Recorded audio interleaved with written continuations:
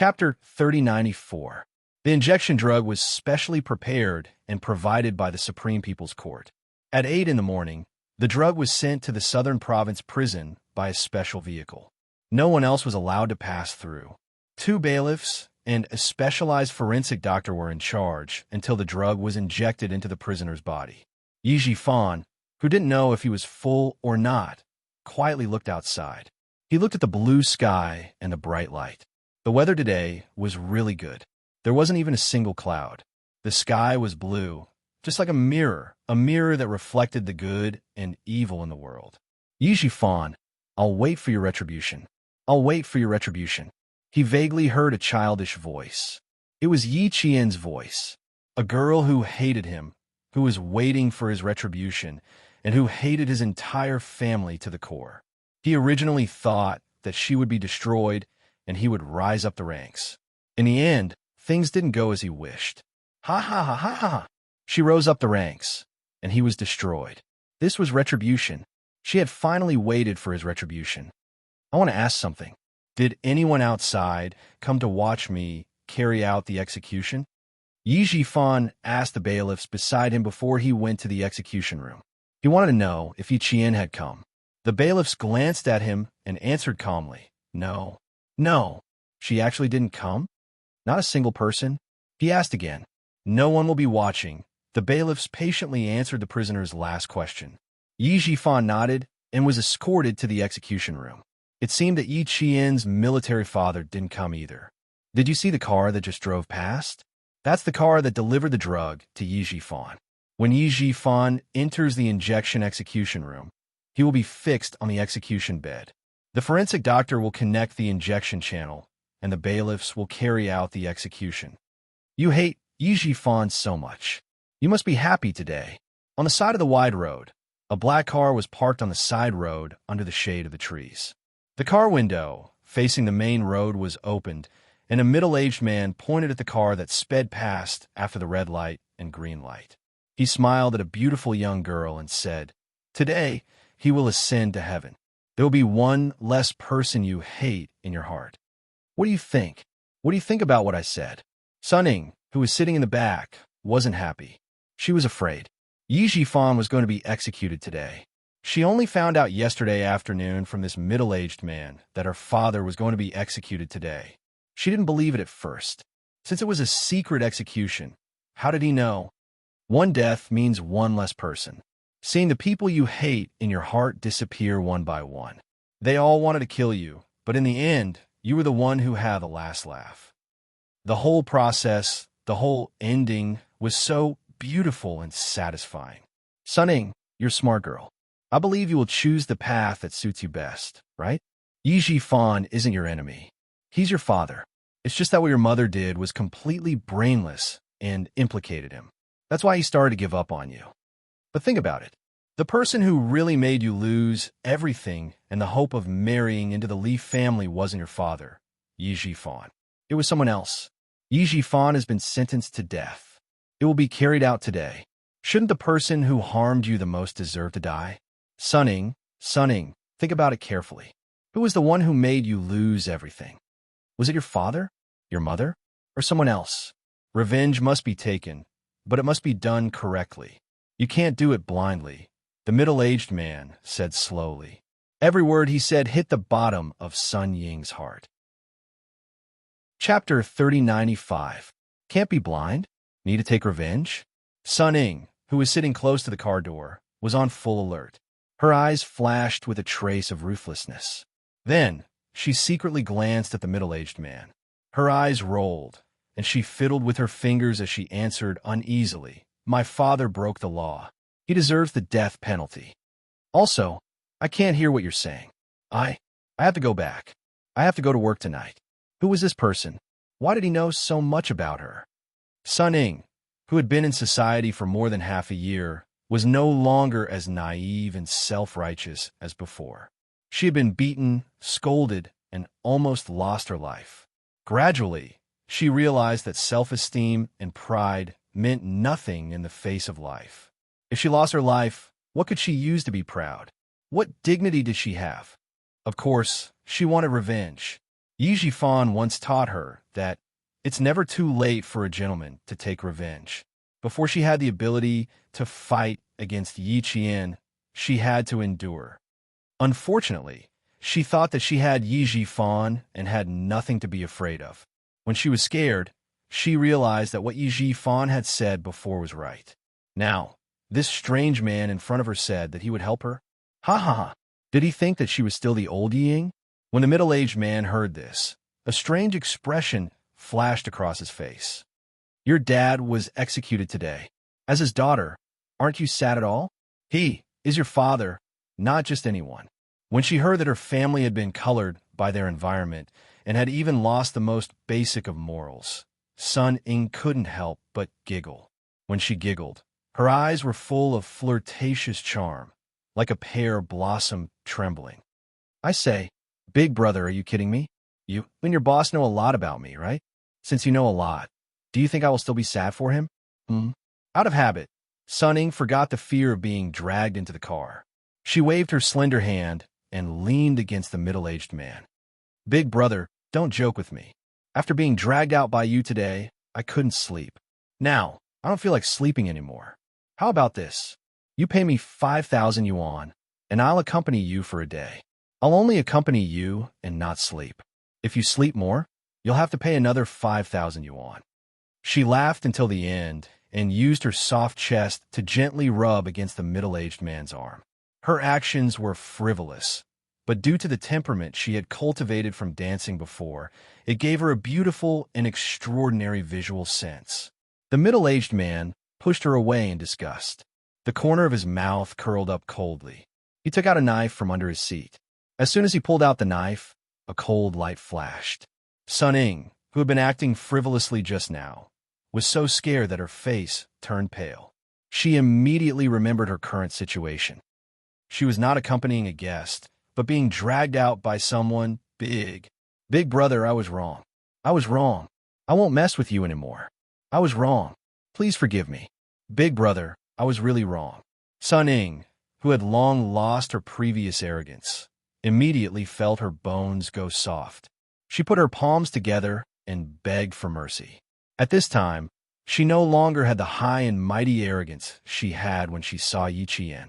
What was left was only a prostitute who had accepted to exchange her body for a luxurious life.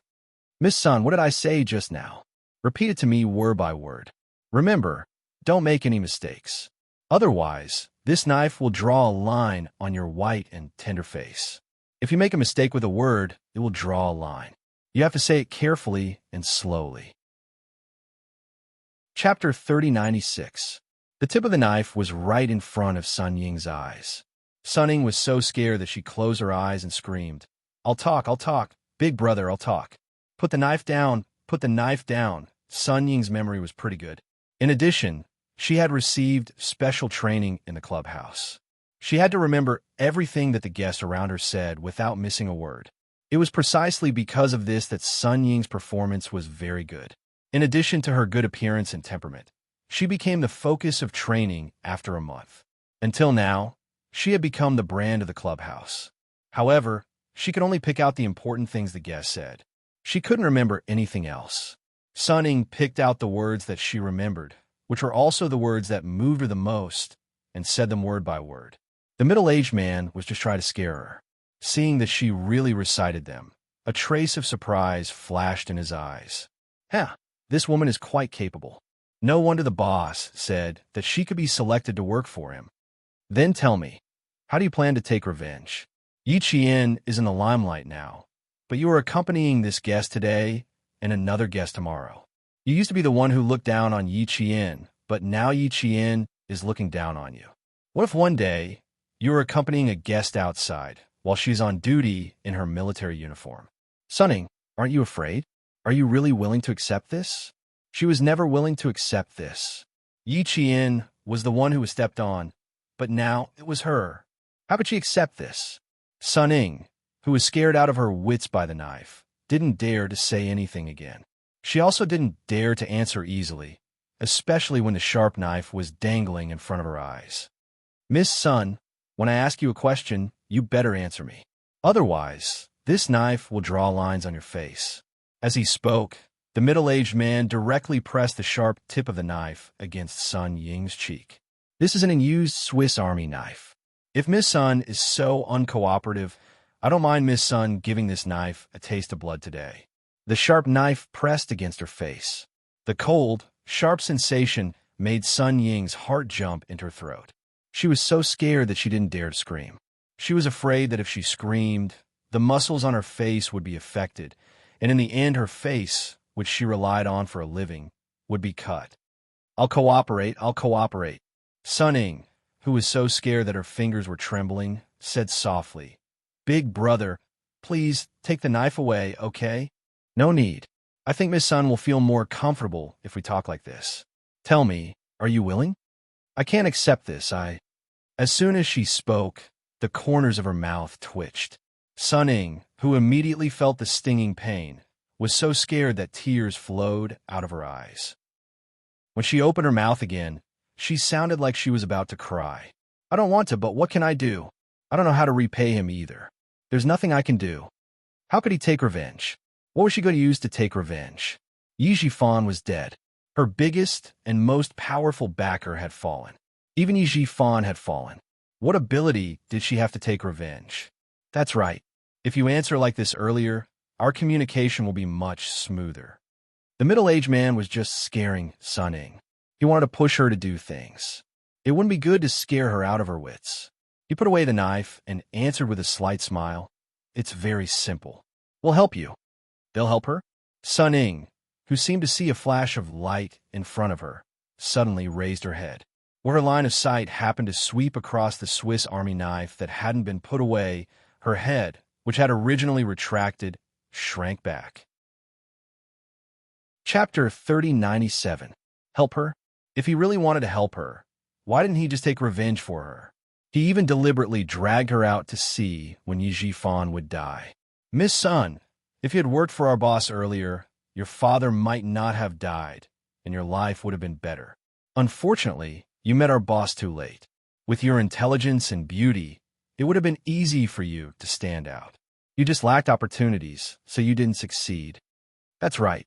What she lacked was opportunities. If she had the opportunity, she would definitely be more outstanding than Yi Qian. Sun Ying's eyes flashed with ruthlessness. She bit her lips and gently touched her cheek that had been cut by the knife. She still lacked opportunities. The middle-aged man had been paying attention to Sun Ying.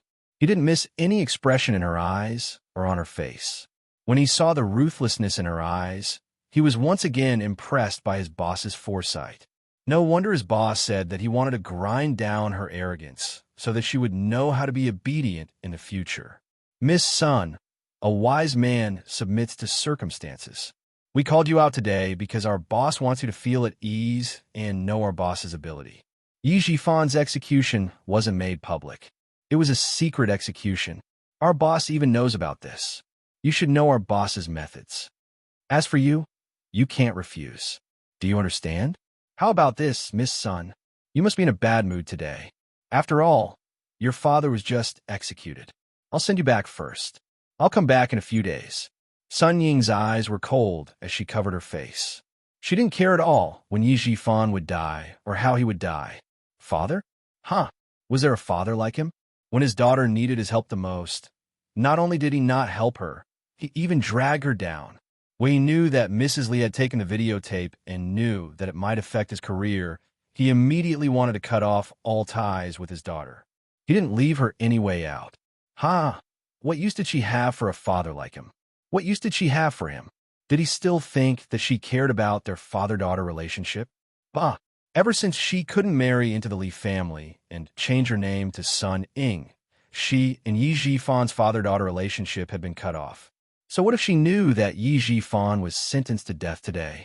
In her heart, Yi Jifan was long dead. As for the other person, she did hate him day and night. But what could she do? No matter how much she hated her, she had no way to find her. In the past, it might have been possible. But now, she was just a hostess in the hall. What could a hostess do? In the past few months, she had come to realize that a young lady could not do much. He slept during the day and slept at night. The difference was that he slept alone during the day and slept with someone at night. She also wanted to find a few people with status and use her beauty to seduce those people with status to do things for her. She also tried this, but what kind of answer did she get? A second ago, he was still allowing her to be here and that stinky thing. The next second, he immediately turned his back on her and even said that her brain was flooded with water and that there was something wrong with her. What was even more disgusting was that she, a prostitute, actually had the audacity to make things difficult for a military academy student. She was King overestimating herself. Did she think that she was so great just because he slept with her for one night? Bah, she's just a slut. What terrible words. No matter how much money these stinky men threw at her and how many expensive clothes and jewelry they bought, as long as she mentioned this matter, all of them turned their backs on her. They said that a piece of trash like her was only worth the price of a few bags of clothes. They gave her jewelry just to show her some face when they went out. She knew how to sing, dance, speak fluent English, know social etiquette, and most importantly, she used to have status. Chapter 3098. Sunning took a deep breath and suppressed the fear in her heart. She raised her head and looked at the middle-aged man. I don't care how Yi Jifan dies. What I care about is how you can help me. It seemed that this woman was indeed ruthless. No wonder when he mentioned that her father was going to be executed today, she smiled and approached him. She even negotiated with him. The boss was right. This father and daughter were cut from the same cloth. You'll be satisfied with our help. Since Miss Sun is so straightforward, I'll take you somewhere now. It's a very good place that will broaden your horizons. At 10:55, Yi Jifan finally confirmed his identity. Outside, Sunning was chatting and laughing with others. At 10:58 a.m., Yi Jifan was tied to a bed that looked like an operating table. Outside, Sunning was forced to chat with someone with a knife. At 11 o'clock sharp, Yi Jifan was injected with drugs. Outside, Sunning said that she was not satisfied. She hated Yi Jifan for his ruthlessness in the past. At 11:30, Yi Jifan closed his eyes forever. Outside, Sunning said that she did not care about Yi Jifan's life or death. At 11:05, Sun Ying left. At the same time, Yi Qian, who was far away in Beijing, returned to the ward with light steps. At the same time, Father Fu, who had just finished smoking a cigarette, returned to the ward. The father and daughter looked at each other and smiled. They did not mention where they had been. There were some things that did not need to be said. It was enough to know in one's heart. Father Fu saw the smile in his daughter's eyes. He raised his hand and patted his daughter's head. You've worked hard, Jane Eyre. Why had it been hard? It could be understood that it had been hard in the past. It could also be understood that it was hard to take care of the old man. Yi Qian smiled. You're the one who's worked hard. I'm young and can handle it. You can't. You're already under a lot of pressure at work. I've counted the calls you've received over the past few days. On average, there are 10 calls a day. Dad, you have to deal with work even when you're on vacation. You're the one who's really worked hard. Are you saying that Dad is old and can't bear it anymore? Father Fu deliberately misunderstood and pretended to be unhappy. I don't accept that I'm old. My mental age is at most 30 years old. I'm in the prime of my life. Yi Qian was already grinning from ear to ear. Yes. You're only 30 years old. You're still young. Ha ha, of course I'm young. Even if my actual age is 80 years old, my mental age is at most 50 years old. Just like your grandfather, I never admit that I'm old. Then when I'm old, I'll also say that my mental age is very young. I won't accept that I'm old. Silly girl, you're only 20 years old now. You're still young. It's still too early for you to refuse to admit your old age. The father and daughter were chatting happily outside the ward. Their eyes and faces were full of smiles. It was as bright and beautiful as the weather outside. It was clear and bright without any haze. When old Master Fu woke up from his nap, the 3 generations of the family chatted happily again. The entire ward was filled with warmth and affection. Old Master Fu was happy to see his busy granddaughter. Father Fu was happy to see that his old father was getting better day by day with his daughter's company. Yi Qian was happy to have the company of his family. That afternoon, There was an unread document on the desk of Minister Xia of National Defense, Xian. The document was submitted in a sealed form. Ordinary civil servants were not allowed to read it. Only confidential civil servants were allowed to read it. On the day Yiqian left Beijing, Father Fu received a call from Commander-in-Chief Xia asking him to go to the military. Chapter 3099. Father Fu went to the military around 3 in the afternoon. By the time he came out, it was already time for the lights of the homes. Walking out, his footsteps were somewhat weak. His feet seemed to be stepping on cotton. Every step he took made the 2 guards at his side worried and on edge. They were afraid that the chief would fall while walking. "Chief, you rest here. I'll drive over now." Walking to the side of the driveway, the attentive guard didn't dare to let Father Fu continue to walk forward. Another guard took good care of him, and he quickly went to the parking lot to drive the car over. Father Fu, who came out of the Commander-in-Chief Xia's office, wasn't in good spirits. He was muddle-headed, and his brain was dizzy as if it was filled with lead and ice water. One moment it was heavy, and the next it was cold all over. His head was heavy, and his feet were light. There wasn't a trace of comfort. Although Father Fu heard what the guard said, he didn't open his mouth. He just nodded, indicating that he already knew. "You take good care of the chief." The guard who went to drive the car whispered to the other guard, and then strode forward to drive the car. The sky outside was already dark, and the tall lamppost had a snow-white light. The illuminated corner also shone on the trees that were green during the day, casting crooked and disorderly shadows of the branches. Father Fu's gaze didn't know where it fell. It seemed like he was looking at the trees, and also seemed like he was looking at the light. After standing for a few seconds, he seemed to think of something and said to the guard, "My cell phone." Entering the military to the confidential floor, everyone's cell phone would be uniformly kept. No communication tools could be brought up. Only after walking out of the confidential floor would the cell phone be returned. The guard quickly handed over the cell phone. When Father Fu took the cell phone, he didn't notice that his fingers were still trembling. It was already 7 o'clock in the evening. His daughter needed to rush back to school at 5 o'clock to report. At this moment, she was already at school and had already assembled to start the evening self-study. When the cell phone was turned on, there was a DDD sound of several text messages. It was somewhat urgent, as if urging something. Father Fu saw the number above. His finger moved and couldn't wait to open the text messages. They were all text messages sent by Yiqian. "Dad, I've arrived in Xiang City. The weather in Xiang City is very good. It's not as dry as the capital. Dad, why is your phone turned off? Is Grandpa okay?" Yiqian could feel that Father Fu had turned off his phone through the text message, so he was worried. "You went out, right? I just talked to Grandpa on the phone. Grandpa is doing well, so you don't have to worry. Dad, call me after you turn it on."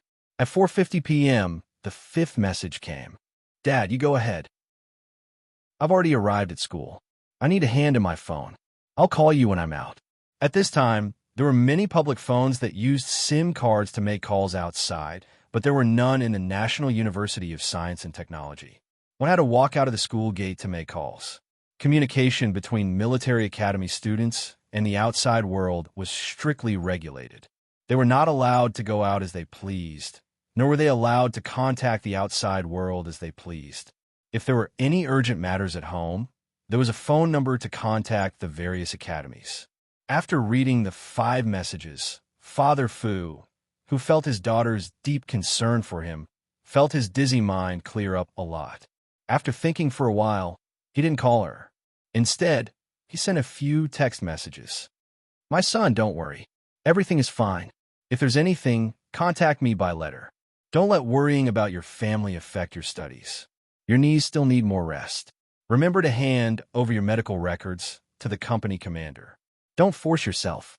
Don't try to be brave." She was far away.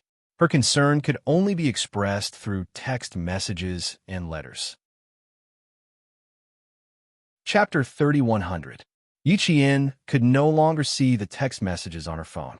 All her phones had been turned in and turned off. She could only get her phone back when it was time for the holidays.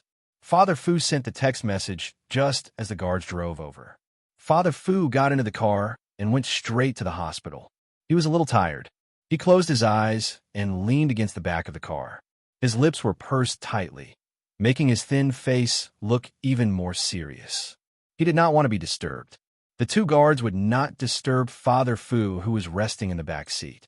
They were soldiers arranged by Commander-in-Chief Xia and would be responsible for taking care of the chief in front of them during this period of time, as well as the old chief lying in the hospital. They would keep what they saw and who they saw a secret and would not leak it out for the rest of their lives. This was the duty of a guard. Father Fu, who had his eyes closed, did not rest. He was still thinking about what he had just said. Recently, whenever he went to the military, it was because of the death of his wife, Hong Mei.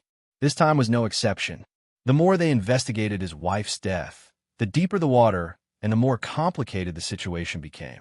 The things that were implicated were so big that it was far beyond his imagination. He originally thought that the person they were looking for was in the country. Who knew? It was actually outside of the country. According to the latest investigation, even Commander-in-Chief Xia was shocked. Behind the shock, many people were relieved. This was because it did not implicate the country's top officials. The current investigation was directed towards the foreign forces. They were the foreign spies that they had been guarding against. Now that the foreign forces were involved, the whole thing was no longer something that he and his daughter, Yi Qian, could find out. Some things had to be kept secret for his and his daughter's safety. He did not have to worry about his own safety. He was in a military base all year round. It was impossible for outsiders to enter the restricted area. Even if the foreign forces knew of his existence, they would not be able to succeed. Furthermore, the higher-ups had also mentioned that Hong Mei had been killed and he had been imprisoned back then.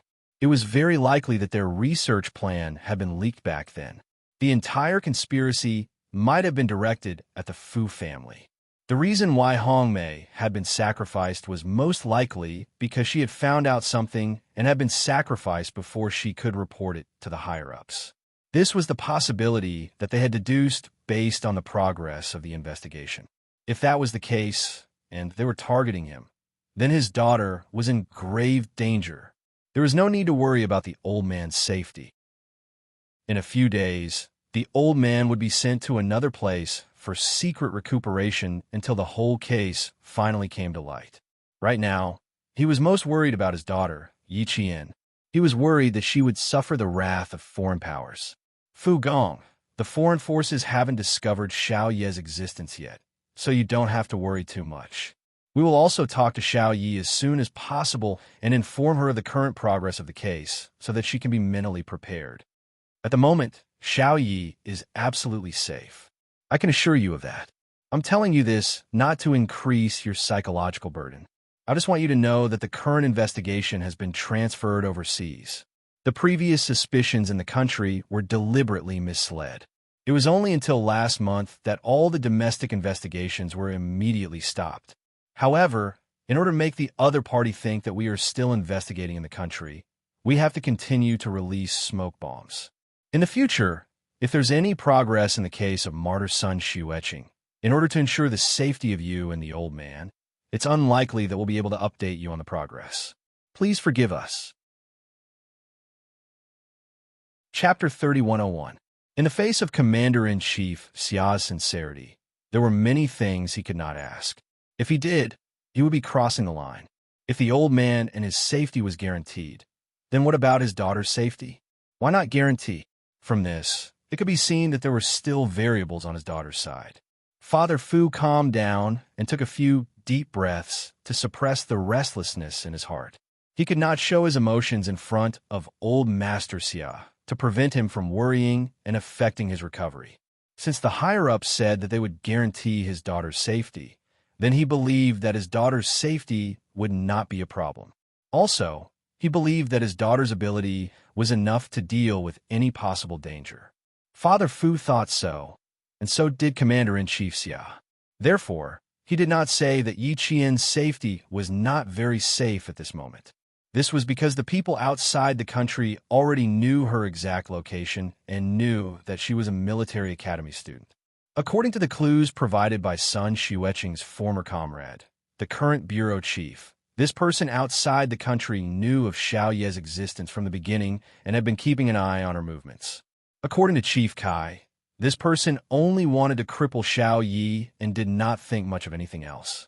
It was as if he was observing something or waiting for something. What was this person trying to do? It was unknown at the moment. They only knew that this person had already followed Xiao Yi to the vicinity of her school, and not just once or twice, but several times. Commander-in-Chief Xia, who had finished handling his official business, thought of this himself. He also had doubts in his heart. He dialed a number and asked, "I also want to confirm something. Since the people outside the country have their eyes on Xiao Yi, why haven't they made a move yet?" He asked the person in charge of the Military Commission for Discipline Inspection, whom Yi Qian had met before. Hearing this, the person replied in a deep voice, the higher-up suspect, that the reason this person has not made a move yet is because he thinks that Xiao Yi is just a military academy student and does not pose a threat to him, nor can he cause any substantial harm to him, so he has not made a move yet. But once he knows of Xiao Yi's ability, then Xiao Yi's situation will definitely be very dangerous. This is something that no one wants to see. That's why, for now, it's best if Xiao Yi doesn't make any more moves. Let him continue to think that Xiao Yi is just an ordinary cadet with nothing else to show for it. Chief Engineer Fu doesn't have to know about the progress of the case, but Xiao Yi, who has been watched by the foreign countries, has to know. If necessary, Xiao Yi might have to take the risk. After Commander-in-Chief Xia hung up the phone, his expression remained cold for a long time. He stood up and poured himself a glass of water. He stood quietly in front of the map of our country that was pasted on the wall. His gaze was deep and gloomy as he looked at it. Who knew what this senior general, who held an important position, was thinking about? It was already 9 o'clock in the evening. Commander-in-Chief Xia, who didn't even have dinner, stood quietly for a while. He took a sip of strong tea and called Yi Qian, who had already returned to school. It was still the same. He could not directly contact Yi Qian. He had to pass on the message. Yi Qian was still soaking in the library. As soon as she arrived at school, she received the latest mission from the laboratory. She, who had returned her focus to her studies, began to work hard for the next experiment. In the library, she even met the 2 majors who had been interviewed at the garrison before the college entrance examination.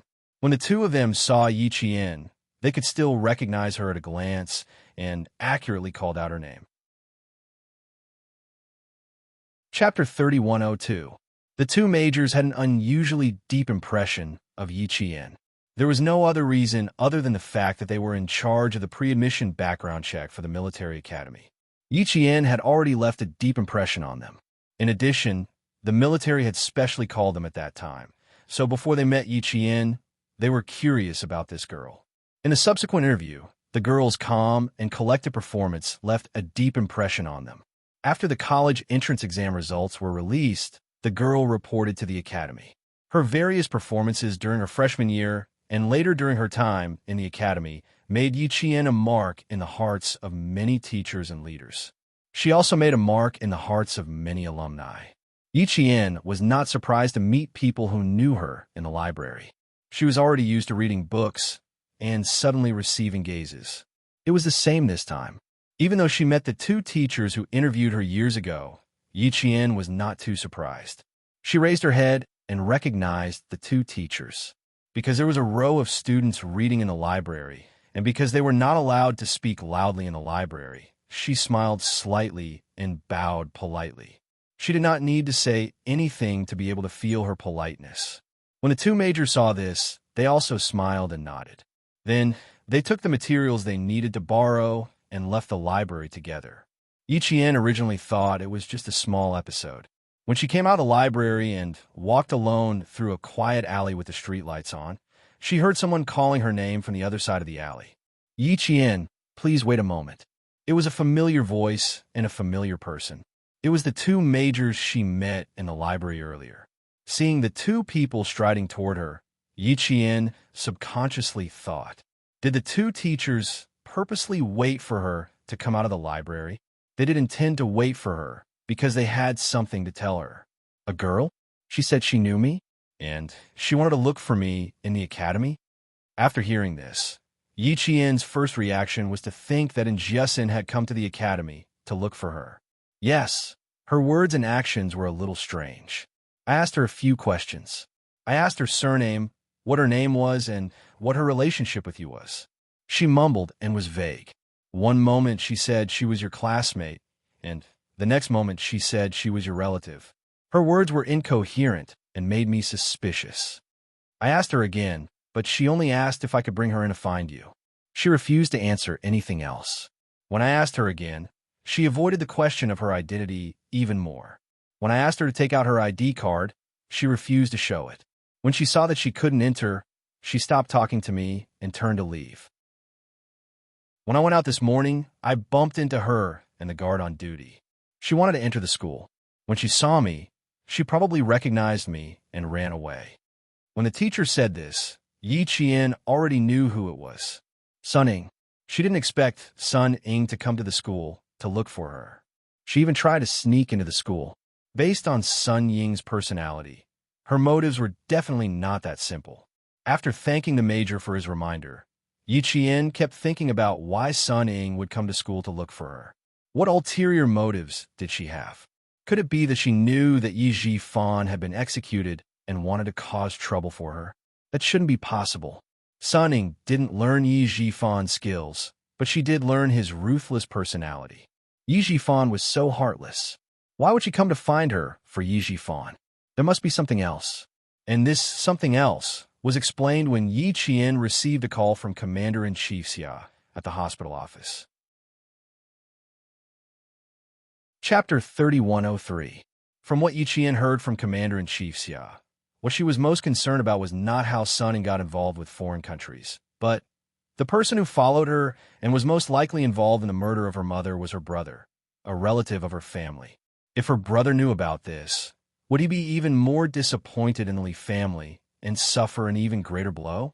Commander-in-Chief Xia, can you not tell my dad about Li Chuhai's identity for the time being? I'm worried that, after my dad finds out, my brother will also find out. His relationship with the Li family is already very strained. I'm worried that if he finds out, he will completely fall out with the Li family. This was Yi Qian's main concern. She did not care about who else went to her school and what they did. Xiao Yi, you don't have to worry about this. There are some things that Fu Gong doesn't know.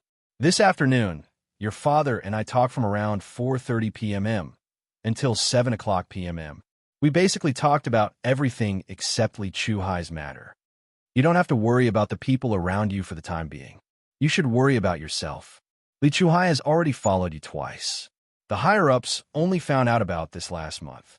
This shows how cunning Li Chuhai is. The higher-ups suspect that he is the one who has always been in contact with Yi Zhifan. He was also the one who ordered Yi Zhifan's family to raise you into a cripple. He was also the one who ordered Yi Zhifan's family to keep you alive. Otherwise, with Sun Yaozu's cruelty, he would have killed you long ago. It was because of his orders that Yi Zhifan had to protect you. He only protected your life and let everything else slide. This explains why he did not do anything when Sun Dongxing scolded and hit you and when Sun Ying tried to frame you. These were all the findings of the higher-ups so far. Combined with the clues they had, they made inferences one by one. These inferences could be confirmed and were not made up randomly. As Commander-in-Chief, Xia's conversation deepened. Some of the mysteries in Yi Qian's heart were gradually solved. If that's the case, then it's indeed reasonable. He followed her twice. No wonder she felt that someone was watching her twice. When she looked up, there was nothing. It was like an illusion. At that time, she also thought it was an illusion. Now it seemed like it was not. Someone was really watching her. And this person was Li Chuhai. Li Chuhai was her mother's superior. He had even taken her to a coastal city. According to the investigation of the higher-ups, Li Chuhai valued her mother very much at that time. He had taken her with him on several business trips. Why do I harm mother? Combined with the clues provided by Sun Yaozu, who said that he recognized her mother on the smuggling ship and knew her identity, he told the higher-ups. This was probably the wedge that Li Chuhai used to murder her mother. But if it wasn't the reason for her mother's sacrifice in the end, it was all related to the outside world. How could it be just because her mother had been undercover on a smuggling ship? So what was the problem? Yi Qian directly voiced his suspicions, and in return, Commander-in-Chief Xia remained silent for a long time. You have a lot of suspicions, and the higher-ups are also investigating in the direction you suspect. Therefore, it can be said that the entire investigation has entered the most critical period and also the bottleneck period. But Sun Ying's appearance gave the higher-ups hope. Li Chuhai sent someone to contact her and then asked her to come to school to look for you. It seems that Li Chuhai is planning to use Sun Ying to deal with you. Hearing this, Yi Qian smiled faintly. Using Sun Ying to deal with me means that Li Chuhai doesn't know me that well, right? Chapter 3104. Yi Qian was a smart girl. When she found out that Li Chuhai was using Sun Ying to deal with her, she immediately understood that Li Chuhai did not know her well. Commander-in-Chief Xia's originally serious expression turned into a slight smile. That's right, he doesn't know you well. You've been on overseas missions for the past few years, and your combat missions have all taken place overseas. Even if he has connections overseas, no matter how capable he is, it's impossible for him to know our country's top secret. If such a person were to find out about it, then the country's security would be as good as a piece of white paper. It would be like a bubble, and the whole world would be able to see it without having to burst it. Yi Qian's smile deepened. Commander-in-Chief, let me be the bait. You can order me to cooperate with the investigation at any time. Sun Ying may come looking for me again. I'll meet her then, and perhaps I'll be able to find out more from her. Commander-in-Chief Xia actually made this call to let Yi Qian be the bait. The entire case started with Sun Xueqing's sacrifice as a martyr, and one of the variables was Yi Qian. She was the most suitable bait. When the higher-up suggested it, he was initially against it, but later, he thought it through and understood that this was the most appropriate decision. It could speed up the investigation and eliminate the scourge as soon as possible. 18 years ago, Old Master Li used all the connections available to him. In the end, he retreated from the center of power to protect Li Chuhai. The result was still the same. Li Chuhai was unrepentant and even went from bad to worse. This time, no one could protect him. Sun Ying left the country this afternoon for a certain country. She won't come looking for you in the near future. Li Chuhai sent someone to bring her to a country where mercenaries are everywhere. It's very likely that he's secretly training her, so the next time he comes looking for you, it will not be a small matter. Yi Qian, you have to be careful. Your safety is already in danger from the moment you get involved with overseas matters. Regardless of whether it's the Fu family or you, you're in a very bad situation. Don't go out during school if you can. Even if a classmate comes to look for you, you can't go out at will, and you can't leave the province at will. Since National Day is coming, the sophomores will need to take turns to stand guard and be on duty. I will ask the school to inform your captain that you need to rest for your knee. Regarding this, Yi Qian expressed his obedience and fully cooperated with the higher-ups in the military.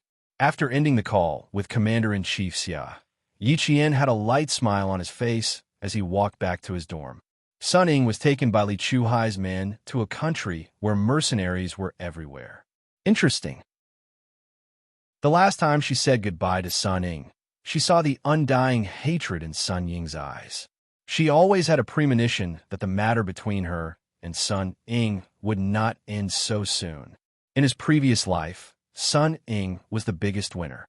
How could she be eliminated so easily? After his rebirth, the entire situation had changed. The only thing that hadn't changed was Sun Ying's twisted desire for revenge. Sun Ying was unwilling to fall behind others, unwilling to be suppressed by her, unwilling to be silent, unwilling to be gloomy for the rest of her life. How could she let herself be so unwilling? As long as she was still alive, her unwillingness would always be there.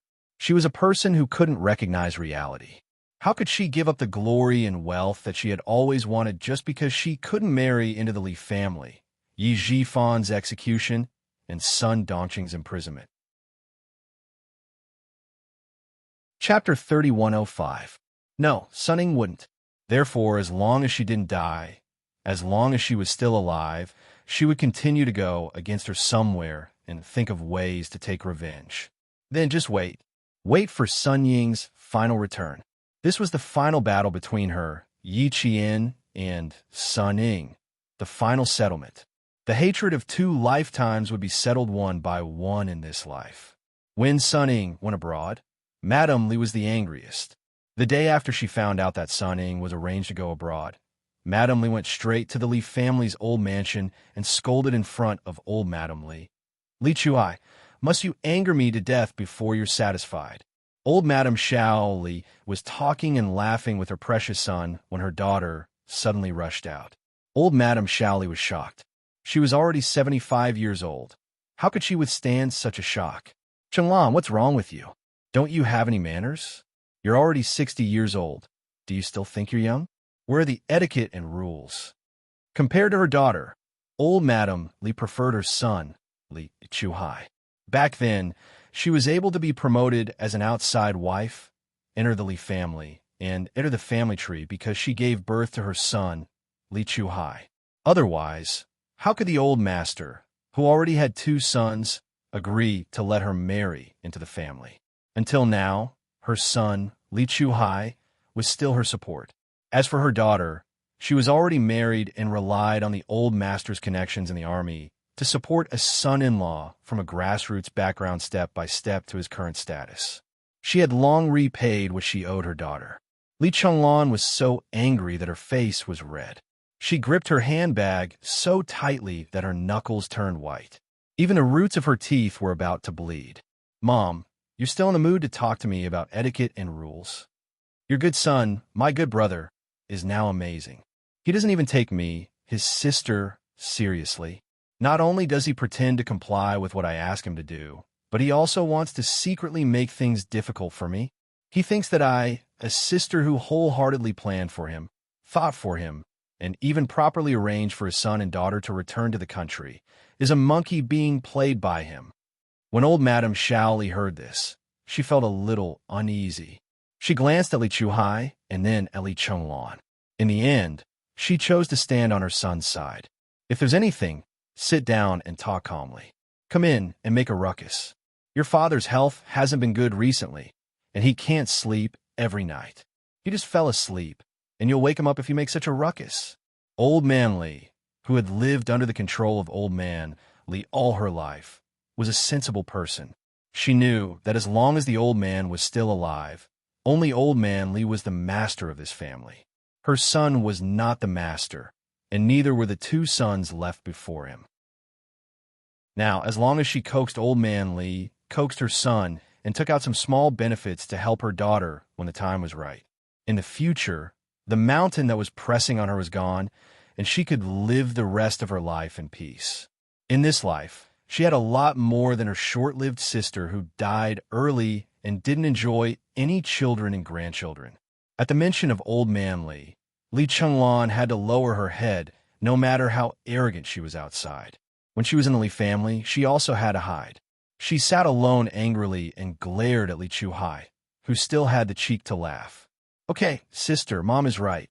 You're already 60 years old, and my grandnephew is already in kindergarten. Why are you still making a fuss? Come, have a cup of tea to cool down. Calm down, and let's have a good chat."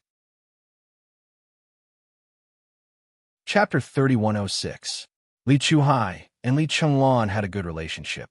When they were young, they often worked together in order to get things from the aunt in the old house. At that time, under Old Man Li's arrangement, the aunt lived in the old house, and the stepmother was his biological mother. The aunt and stepmother were not willing to recall. It was a shameful time for them. Because they had suffered together when they were young, the relationship between the two had always been good. Now that Li Chuhai poured tea and apologized, the anger in Li Chenglan's heart subsided. However, it was impossible for her to completely calm down. "You've drunk the tea and apologized. You'd better explain it to me. If you can't explain it, Li Chuhai, don't expect me to forgive you. Sister, don't let Mom worry about these things. Mom is old and doesn't need to listen to the outside world. Let's talk outside."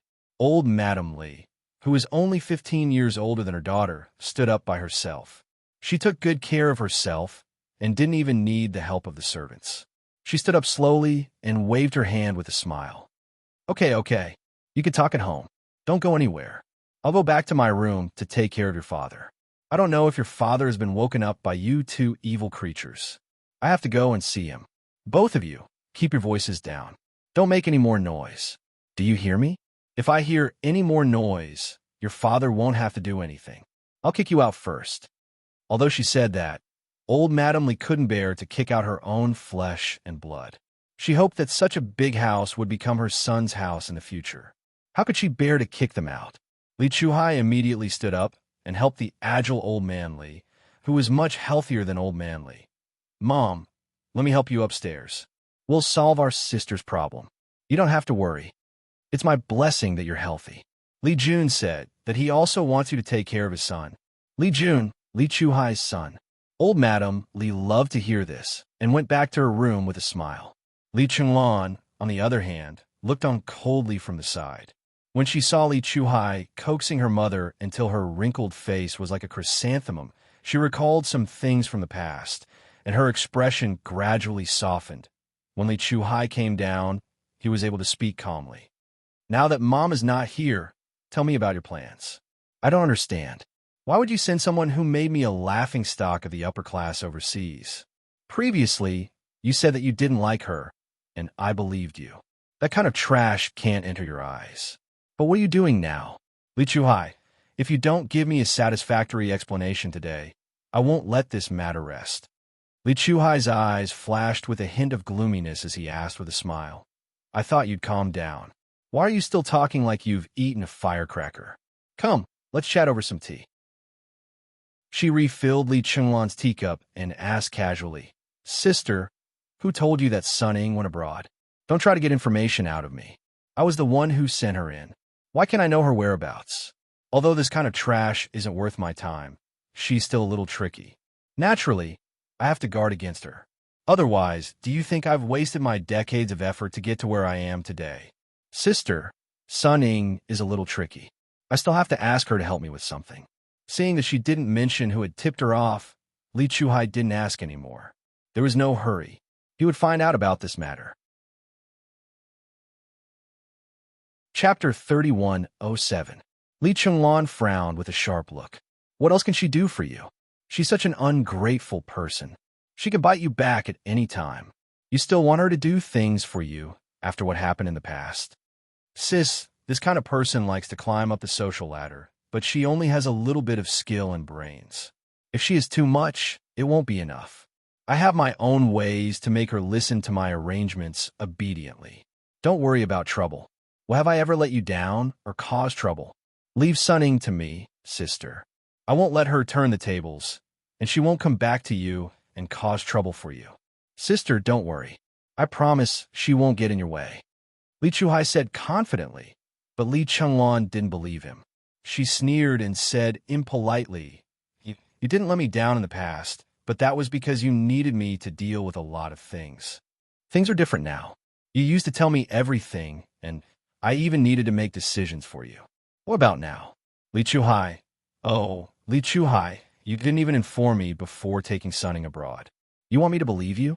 Okay, I won't ask you if you don't tell me, but I'll remember what happened today. A person with a strong desire for control suddenly found that something was done without her consent. She didn't even know that someone had done it behind her back. One could imagine the anger in her heart. Li Chunlan had a strong desire for control. She had the final say in all matters of the Du family. Even her husband had no right to question her. Now that Li Chuhai had done such a thing behind her back, Li Chunlan was left with a big knot in her heart. Sister, you're 60 years old. You should have a good rest. I was wrong about Sun. I apologize for not telling you in advance. But I'll tell you what I asked her to do when the time comes. It's getting late. I have to catch a plane back to the southern province. I'll come to the capital to see you next time. With that, Li Chuhai stood up. At this time, Li Chunlan found that there was a small box next to the sofa he was sitting on. A person who came out of nowhere appeared the moment he stood up. He picked up the box and followed him respectfully, as if the person in front of him was a great person. Li Chuhai, who was in a suit and leather shoes, stood up and his aura changed greatly. He was no longer the filial son who coaxed old Madam Li just now, nor the brother who bowed his head and apologized to Li Chunlan. He had broad shoulders and a narrow waist, a tall and straight body, exuding a strong aura that made people dare not easily approach him. Li Chuhai made Li Chenglan feel extremely strange. Even his familiar face made her feel unfamiliar. As a change, this made Li Chenglan and Madame Li's heart inexplicably skip a beat, and a sense of panic immediately rose in their hearts. For some reason, Li Chenglan suddenly stood up and asked in a hurry, "Do you still go back to Southern Province often? Didn't Mom tell you to focus on the capital?" Li Chuhai, who was walking in front, heard the words. He did not look back. He just raised his hand and smiled. "The capital is full. I can't squeeze in even if I want to. Also, those acquaintances are all there. I don't like them. I'd rather be free in the Southern Province. Let's go. Sister, take care of Mom. I'll go back to the capital when I have time." What was so good about the capital? In his eyes, there was nothing good. Every time he met an acquaintance, he could not help but recall how he failed 18 years ago. In the end, he fled abroad in a panic. Chapter 3108. Those years, those things when Li Chuhai, returned to this land that he hated, he constantly reminded himself of the hardships he had gone through and the sins he had suffered. Now that he was back, he was going to finish what he failed to do and the people he failed to deal with so that he would not have any regrets.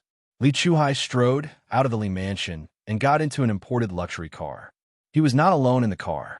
Apart from the driver, there were two bodyguards, one in the front and the other in the back. A hidden camera recorded clearly when he returned to the Li residence and when he left. All the records were immediately sent to a special task force of the National Defense Department to monitor Li Chuhai's every move, including when he boarded the plane and when he returned to the Southern Province. The whole process was under their control. Go back and check the Red Pavilion for me. Find out who did not take my words seriously. Find out who did it and bring him to me. Back to the Southern Province. The first thing Li Chuhai did was to find out who told Mrs. Li that son Ing had left the country. Right now, he was the one in charge. Everything and everyone had to follow his arrangements. If anyone dared to have any disloyalty, even if that person was his own sister, he would not tolerate that person. After arranging all these things, Li Chuhai became a serious businessman. All his business partners were quite successful businessmen. On the surface, Li Chuhai, who returned to do business, didn't do anything illegal. In the past few months, Li Chuhai, who was very cautious, did not do anything except take Sunning abroad. It was as if he had forgotten about Sunning. On National Day, there was a murder case in the Southern Province. A manager of the famous Red Pavilion KTV in the Southern Province died in an accident. Such news did not cause much of a stir in the Southern Province, but it made Mrs. Li, who was holding the phone, feel cold.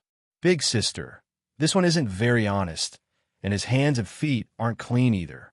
He deserves to have an accident. If you have any problems in the future, just come to me. There is no need to find an outsider. Li Chuhai's voice came from the other end of the phone with a smile. An outsider is an outsider. How can you trust him? Maybe one day he will be betrayed by them. You don't know yet. It's good that he is gone. I don't have to worry. The manager who died in the accident was the one who worked for her and kept an eye on Sunning. Mrs. Li, who received the call, felt a chill in her heart. The business that she had worked so hard to manage had fallen into the hands of Li Chuhai in less than a year. You're the boss of the Red Pavilion now. It has nothing to do with me. If she's gone, so be it. You don't have to tell me. Mrs. Li, who answered lightly, was actually so angry that her body was trembling. After finishing her words, she slammed the phone down with a gloomy look in her eyes. It's revolting, it's revolting, it's really revolting. Madame Li was furious, but this time, she didn't question Li Chuhai anymore. Instead, she endured it. During the 7-day National Day holiday, Yi Qian secretly made a trip back to Beijing. The old man had already been discharged from the hospital and moved into the residence of all the leaders. There were 3 layers of protection inside and 3 layers of protection outside. Anyone who entered would be subject to stricter checks than the military compound. Even the vehicles entering and leaving had to be specially identified. The security level was at the highest level. Yi Qian had to apply 20 days in advance to enter this place. After going through a series of checks and approvals, he was finally allowed to enter on National Day. Chapter 3109. The place where the old man lived was filled with leaders at the level of heads of state. Entering the beautiful residential area, where the small buildings were looming behind the tall trees, Yi Jian felt that even the air had become extraordinarily solemn. She didn't even dare to make a sound when she walked. From a moment she lifted her foot to the ground, Yi Qian straightened her back and straightened her back. Even though she was dressed casually, she felt like she was wearing a military uniform. In order to see the old gentleman as soon as possible, Yi Qian took the earliest flight to the capital. It took off at 4 in the morning and arrived at the capital at 6. It was only a few minutes past 8. The guard walking in front suddenly stopped and saluted. Yi Qian, who was following behind him, immediately followed the guard's action. She stood at attention and saluted. It was a standard military posture that could be used in a promotional video. The person walking toward them was a head of state. He was wearing a linen cotton tie chi training uniform that had been washed until it was yellow. When he saw them, he even greeted them casually, "Good morning." It was completely different from the serious expression he had when he spoke on TV. Yi Qian looked straight ahead. She didn't dare to look at the leader. Only when the leader left did she let out a sigh of relief. Don't be nervous. The leaders are very solemn on television, but they are very easygoing in real life. Sometimes they even chat and laugh with us guards. The guards were not ordinary guards. They were all very capable. Even in the field forces, they were the best. They were responsible for the safety of the leaders. How could they be qualified to enter this place if they weren't capable? Yi Qian's breathing was only slightly hurried, but the guard walking in front heard it clearly. "It's my first time here. I'm still a bit nervous," Yi Qian answered honestly. How could she not be nervous? In a place where even the air was solemn, she had to be even more careful with her words and actions. The guard, who didn't know Yi Qian's identity, smiled and replied, "Just get used to it." He didn't say anything else until Yi Qian entered the building where the old gentleman lived. The old man knew that his granddaughter was coming back today, so he had been nagging about it since he did not sleep well. Uncle Fu, the housekeeper who came in with him, smiled and said, "You said that there was no need to trouble the higher-ups and that there was no need to arrange for your granddaughter to come to the capital. Why are you nagging about it now?"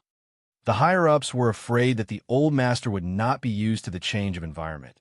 So Uncle Fu, who had been taking care of the old master, came over together with the old master's bed and daily necessities.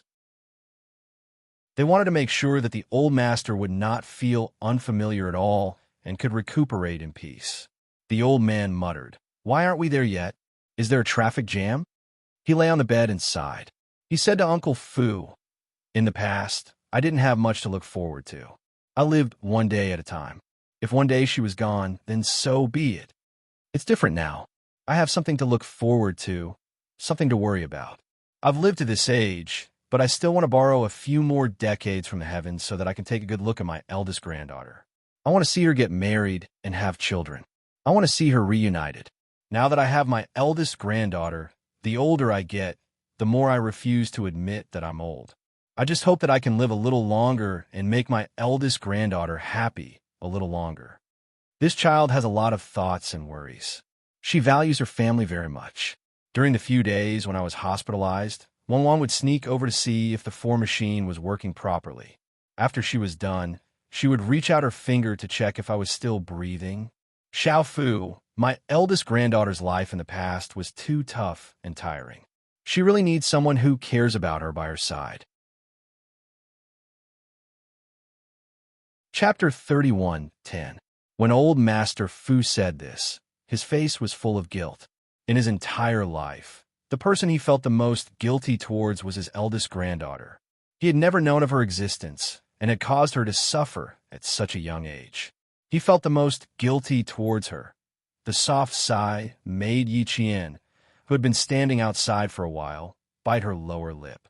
In that soft sigh, she could hear her grandfather's deep guilt and self-blame towards her.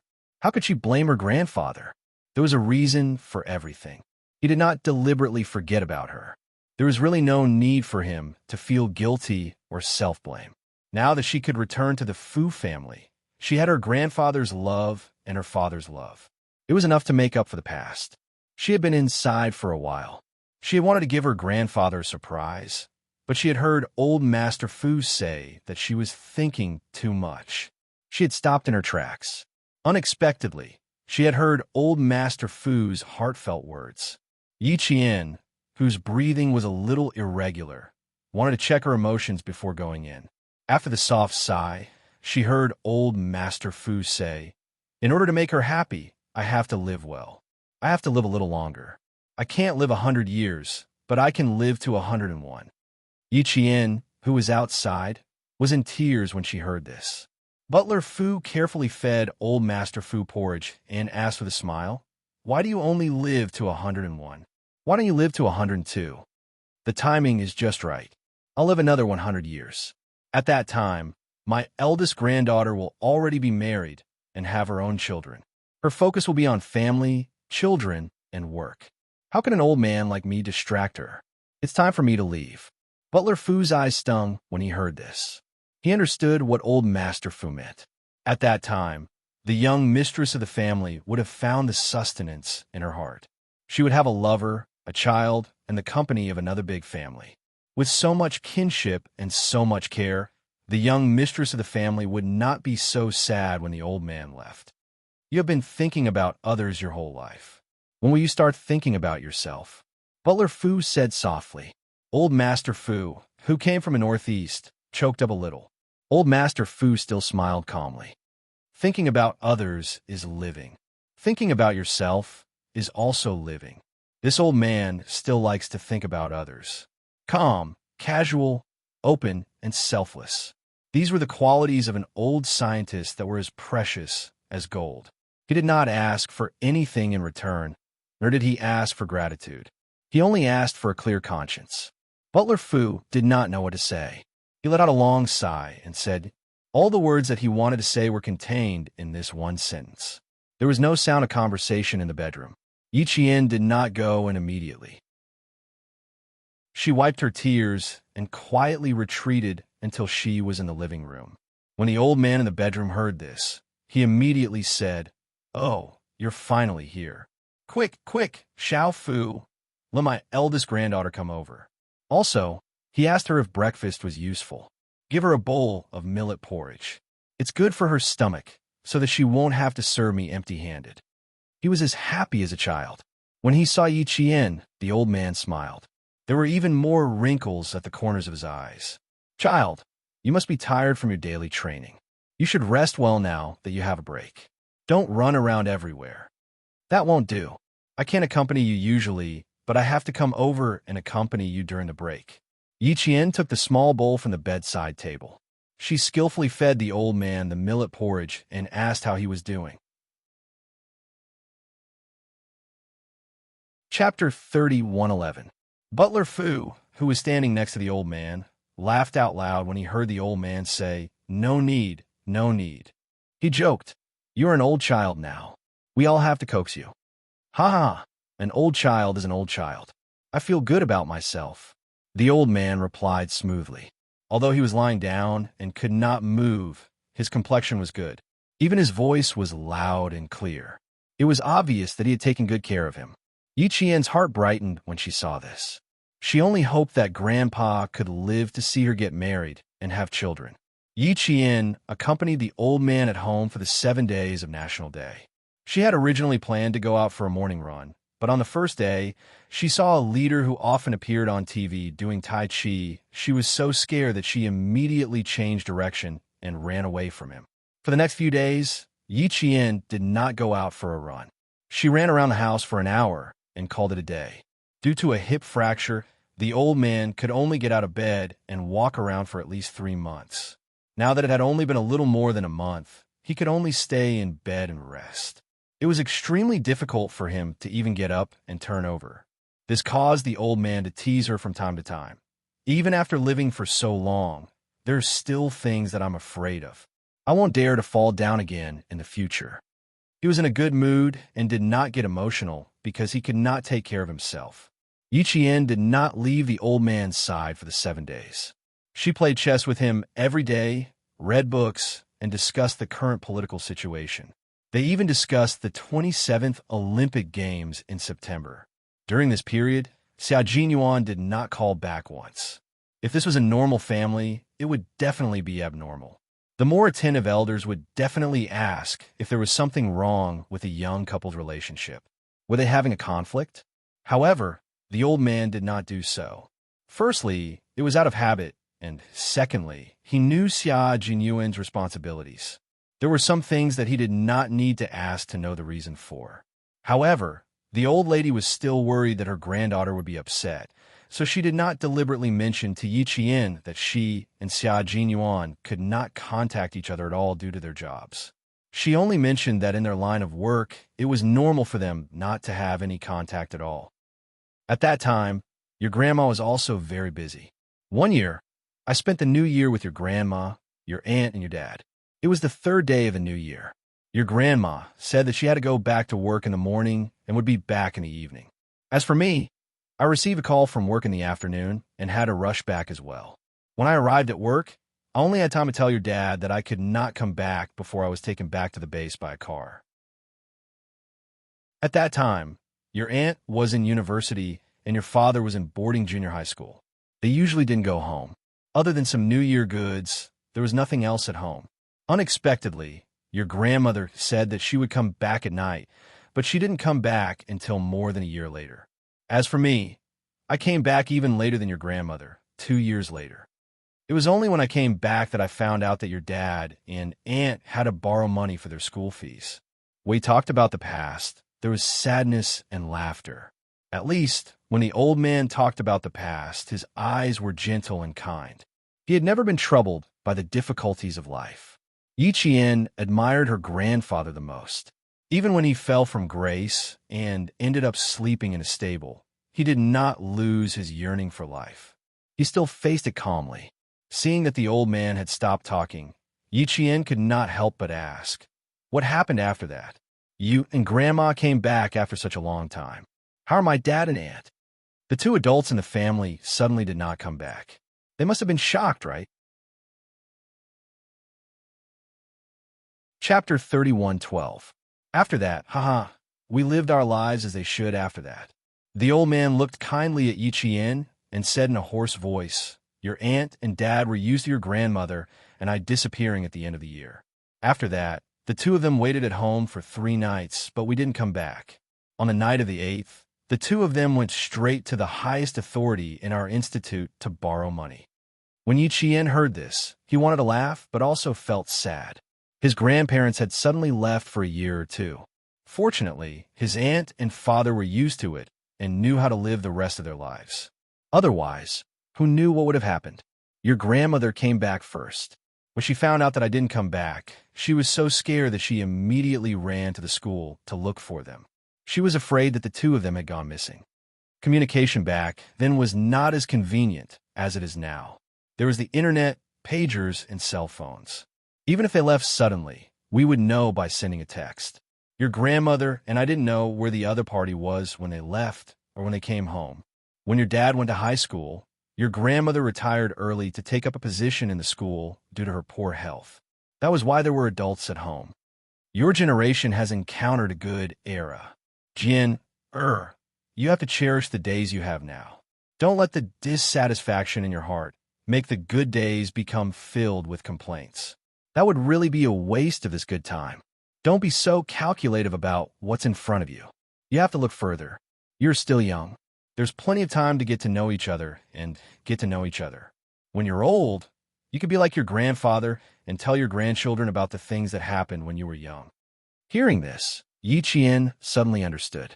He smiled and said, "Are you afraid that I'll blame Captain Xia for not giving me a call?" "No, grandfather, we're used to it too. You little girl, you're so quick-witted. You immediately saw through your grandfather's thoughts." The old man saw that his granddaughter's eyes were bright and cheerful. When he mentioned that she hadn't contacted her family Xia for a long time, she didn't seem upset at all. He immediately laughed out loud. Yi Qian's ears turned red from the old man's laughter. "It's not a big deal. We all know that the other party is thinking about it. It doesn't matter if we can't contact each other every day. It won't affect our relationship. That's right, that's right. Your relationship with that kid from the family Xia is not ordinary. It won't affect you. It won't affect you. Grandpa is worrying for nothing. The shy Yiqian was afraid that the old man would act up again and tease her about her relationship with Xia Jinyuan, so she immediately changed the topic. Grandfather, tell me more about what happened back then. I'd like to hear it. Too many things happened back then. What do you want to hear? I want to hear everything. Every story is a legend. Sometimes, when I listen to it, I feel a sense of regret that I wasn't born in that era. The older generation had too many stories to listen to, and every one of them was filled with incredulity.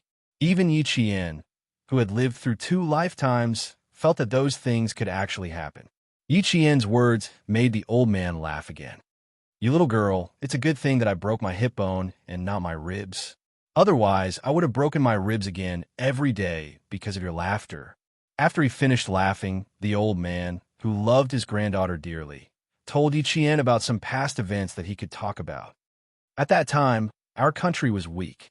Stealth fighter jets, aerial missiles, reconnaissance aircraft, our country didn't have any of those. What would we do without them? We could develop our own products and market our own products. Chapter 31:13. In the bedroom, the old man's vigorous voice was a little slow. After all, he was getting on in years, and his voice was not as strong as it was when he was young. It came out slowly, like a bell in an ancient temple, full of the smell of time. There wasn't much money allocated, and there wasn't any good environment. Dozens of people didn't even know which bomb shelter they were dragged to, and they worked day and night. Some worked until their stomachs bled, some worked until they were in their 40s, some in their 50s or 60s, and some died young, collapsing at their posts and never waking up again. But no one was afraid. No one was afraid. When someone collapsed, we continued to stand up, working hard to fulfill the wishes of our fallen colleagues. At that time, we were full of drive and only wanted to do something big that would shock the whole world. Later, we succeeded. With the first missile, there was a second, a third, a fourth, and now, who still dares to say that our country doesn't even have the ability to develop our own missiles? Who still dares to say that our country relies entirely on imports? During the 7 days of National Day, Yi Qian listened to the old man talk about the past and the many things that the older generation had encountered. The old man's memories reflected all the different emotions of life. The more he interacted with the old man, the more Yi Qian felt that his personality had mellowed a lot. The emotions that he would occasionally reveal slowly disappeared, and the way he treated people and matters was much calmer than before. He lost the hostility from his previous life and gained a calmness towards the joys and sorrows of life. This subtle change could only be noticed by others, but not by himself. When it was time to leave, the old man could not personally send Yi Qian off, but he carefully reminded her to take good care of herself in school, from her daily life to her studies, as he was afraid that Yi Qian would suffer. Yi Qian listened carefully, and also carefully reminded the old man to take good care of herself. After leaving this time, she was afraid that she would not even be able to come back to visit her grandfather during the winter break. After returning to school, Yi Qian lived the school life that a military academy student should have. There were no urgent missions, no extra training, and his pace followed the school's pace. Dormitory, training field, classroom, laboratory, it was the same almost every day. In the second year of university, the intensity of the training was obviously higher than the first year, and the difficulty was also much higher. To Yi Qian, this training was considered basic training.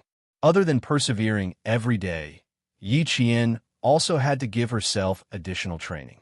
The main reason was that she was afraid that she would fall too far behind her comrades in the snowfield brigade, so she did not dare to relax at all.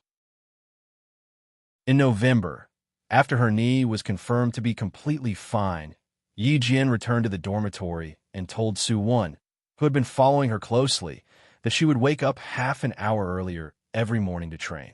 She asked Su Wen if she could do it. Su Wen was washing clothes. When she heard Yi Qian's question, She smiled indifferently and said, "Of course, I gave a military order to follow you and learn from you. I can't drop the physical performance that I worked so hard to improve."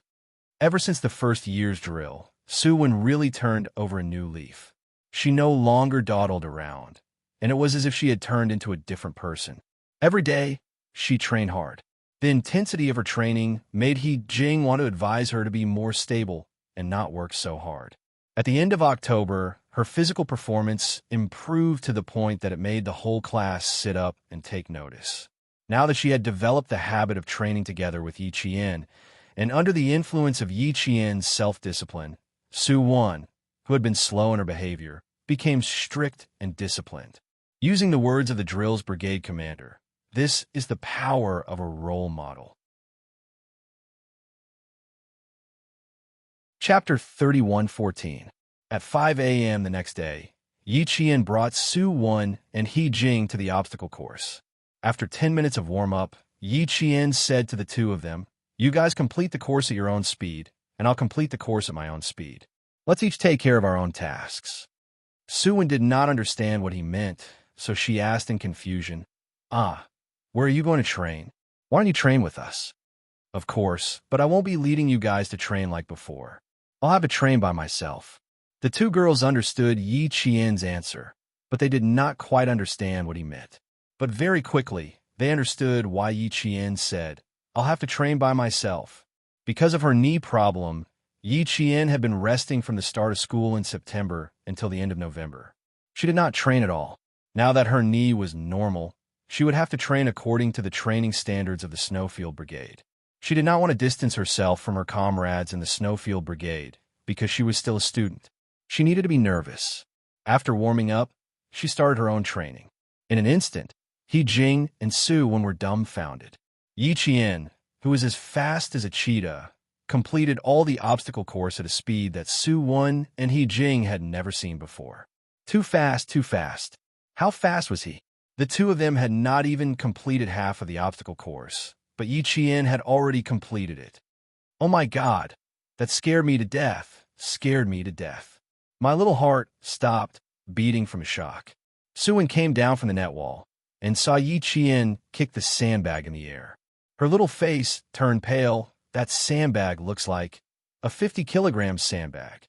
Usually the boys kick it the most. The 50-kilogram sandbag was kicked by Yi Qian, and it looked like it was about to break the thick hemp rope.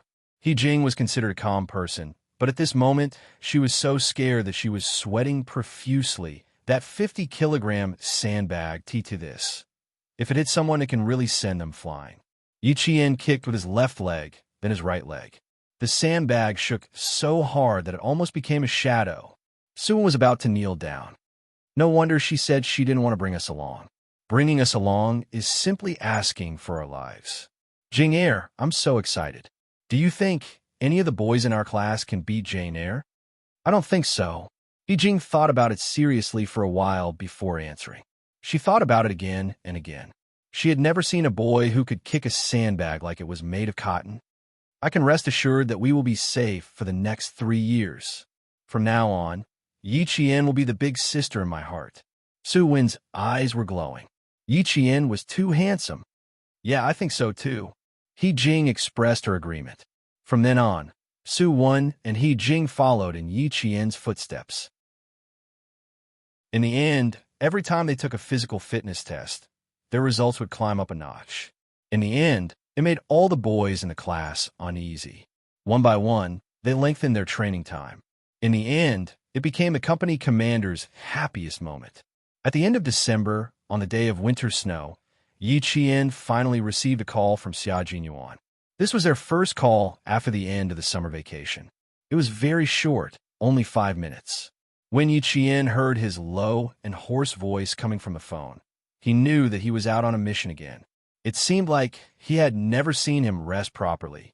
Don't be in a hurry to call me. It's okay to call me after you've rested enough. A soft voice came from the other end of the line. Like sweet wine, it flowed into the heart of the man who was still smoking. I miss you. I want to hear your voice. How about you? Did you miss me? Chapter 31:15. When it came to relationships, Xia Jinyuan had always been straightforward. He was like the strongest wine that warmed Yi Qian. The more she drank, the drunker she got. The drunker she got, the more she wanted to drink until her entire heart was on fire. Even if it was burned to ashes, she would be willing to do it. Yes, I miss you a lot. I miss you whenever my brain stops, she answered softly.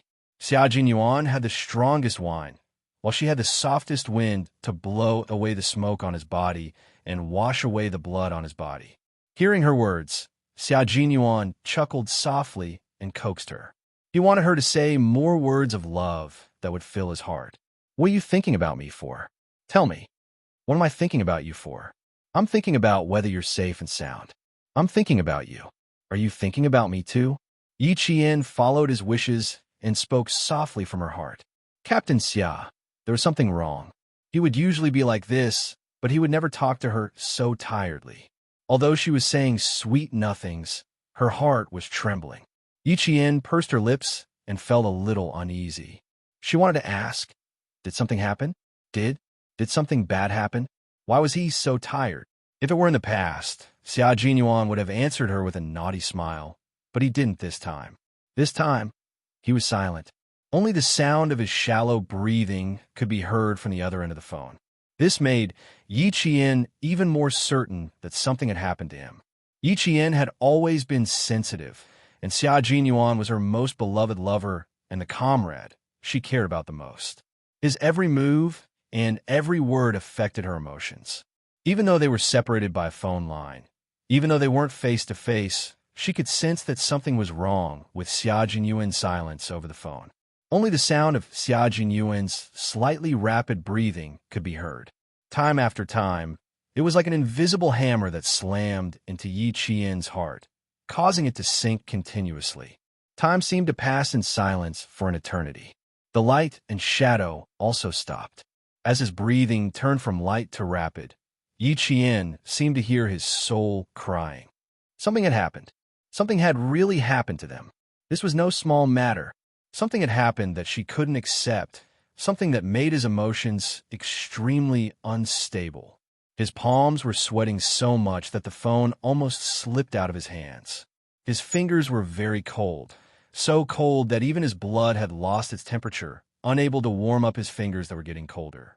Amidst the silence, Xia Jinyuan said in a low voice, "Little fox, the J5 is gone, pa."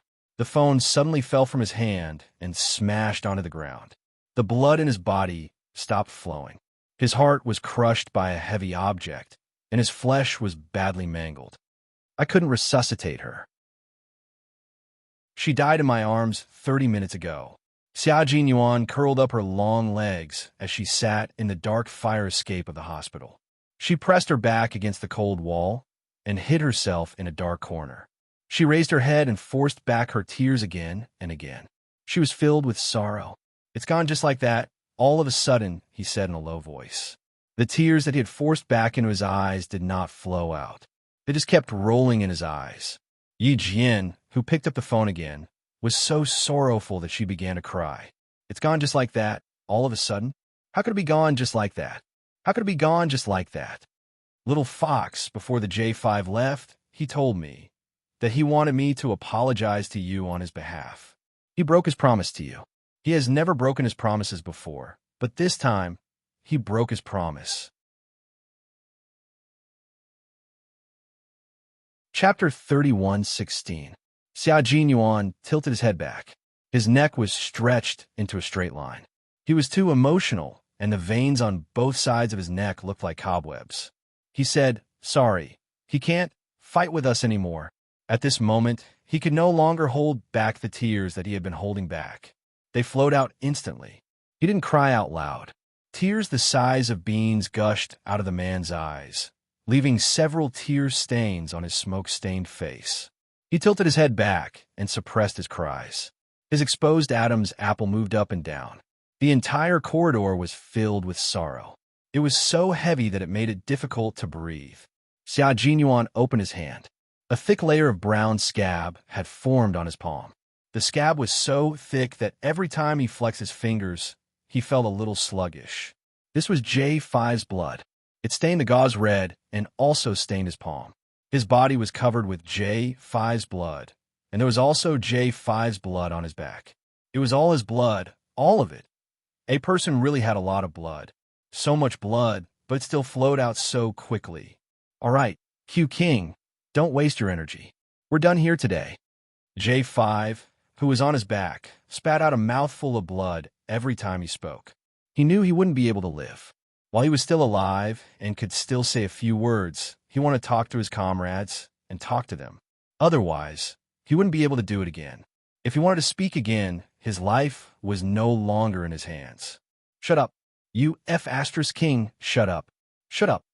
Beside him, his comrade, codenamed X, roared. Don't spit out blood. Swallow it back. Didn't you always say you wanted to replenish the iron? All you're spitting out now is iron. Swallow it back. He roared at the top of his lungs. It was so sad that all his comrades' eyes turned red. J5 wanted to laugh, but he couldn't. There was only a smile in his eyes. He didn't know if it was because he was running too fast on his back, but he couldn't even speak properly. His words were intermittent like a girl's, as if he would disappear at any moment. Q King, please apologize to Qing Miao for me later. I've never broken a promise in my life, but this time I have to break my promise. I can't fulfill my promise with her. Go back and tell your mother, he answered him and refused his request. What the hell? Since he had promised to do it, he had to do it. A gentleman never goes back on his word. All of my comrades are gentlemen. Don't F***king go back on your word. He yelled at him again so that he could hold on. There was a warm liquid flowing down his neck. That was the blood that gushed out from J5's throat. It was obviously warm, but when it flowed onto his skin, it felt like it was on fire. It burned him painfully. With blood gushing out from his throat, J5 curled his lips weakly. He knew that his comrade would definitely pass on his words. He couldn't get past today's difficulties. He had to rely on his comrades to conquer the unfinished journey and complete the unfinished business for him. Brothers, sing me a song. How about the song, Farewell, Comrade? The sound of the helicopter's propeller finally came from afar. The propeller stirred up a gust of wind and dust. Boom, boom, boom. The sound was like a race with life. So they jumped onto the helicopter as fast as they could. The rescue team that came with the helicopter quickly started the rescue. All their comrades stared at the two rescuers. They didn't want anything else. They just wanted their comrade to survive. J5's breath was getting weaker and weaker. The light in his eyes was getting dimmer and dimmer. They hadn't arrived at the hospital yet, and the doctors were sweating profusely. They were doing their best. Chapter 31:17. Life and death were in the hands of fate. The doctor shook his head, indicating that there was nothing he could do. The patient's injuries were too serious, and he had lost almost all of his blood. It was already a miracle that he could hold on until now. The captain of the Snowfield Brigade, Xia Jinyuan, hugged his comrade tightly. He hugged him tightly. Beside him was a group of strong men, a group of Special Forces soldiers who would rather bleed than cry. At this moment, they forced their tears back into their eyes. Their eyes were red, and the veins on their foreheads were bulging. They looked like trapped beasts. J5, who was lying in Xia Jinyuan's arms, could no longer open his eyes. He could only move his pale lips slowly. Brothers, sing a song for me. Don't treat me as if I'm dead. Treat me as if I've retired from the army. The noise in the helicopter was too loud, so loud that their eardrums were swollen. Xia Jinyuan hugged his comrade, who was almost out of blood, and nodded. Okay, let's sing. Sending off my comrade, embarking on a journey. Silent tears rolled down her cheeks. Sounds of camel bells ringing in my ears. The road is long. The fog is boundless. Often we break up in a revolutionary life, two separate feelings for each other. Comrade, oh comrade, dear brother, be careful of the cold wind in the middle of the night. Take care of yourself. Comrade, oh comrade, dear brother, until the spring breeze brings good news, we meet again. At 22:36 on the night of December 24th, 2000, J5 finally collapsed in his comrade's arms. He and his comrade would never meet again. The 10 miles of spring breeze, the revolutionary life, the cold wind along the way, had finally come to an end.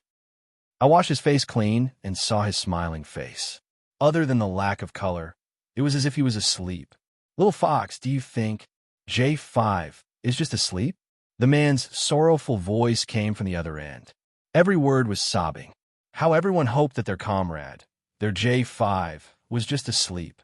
When he opened his eyes tomorrow, he would shout loudly as usual, "Run! As long as you're not dead, run." How they wished that when the sun rose the next day, they would see their comrades standing under the morning sun, dressed in martial attire, looking handsome and unrestrained. Hurry up and find a wife.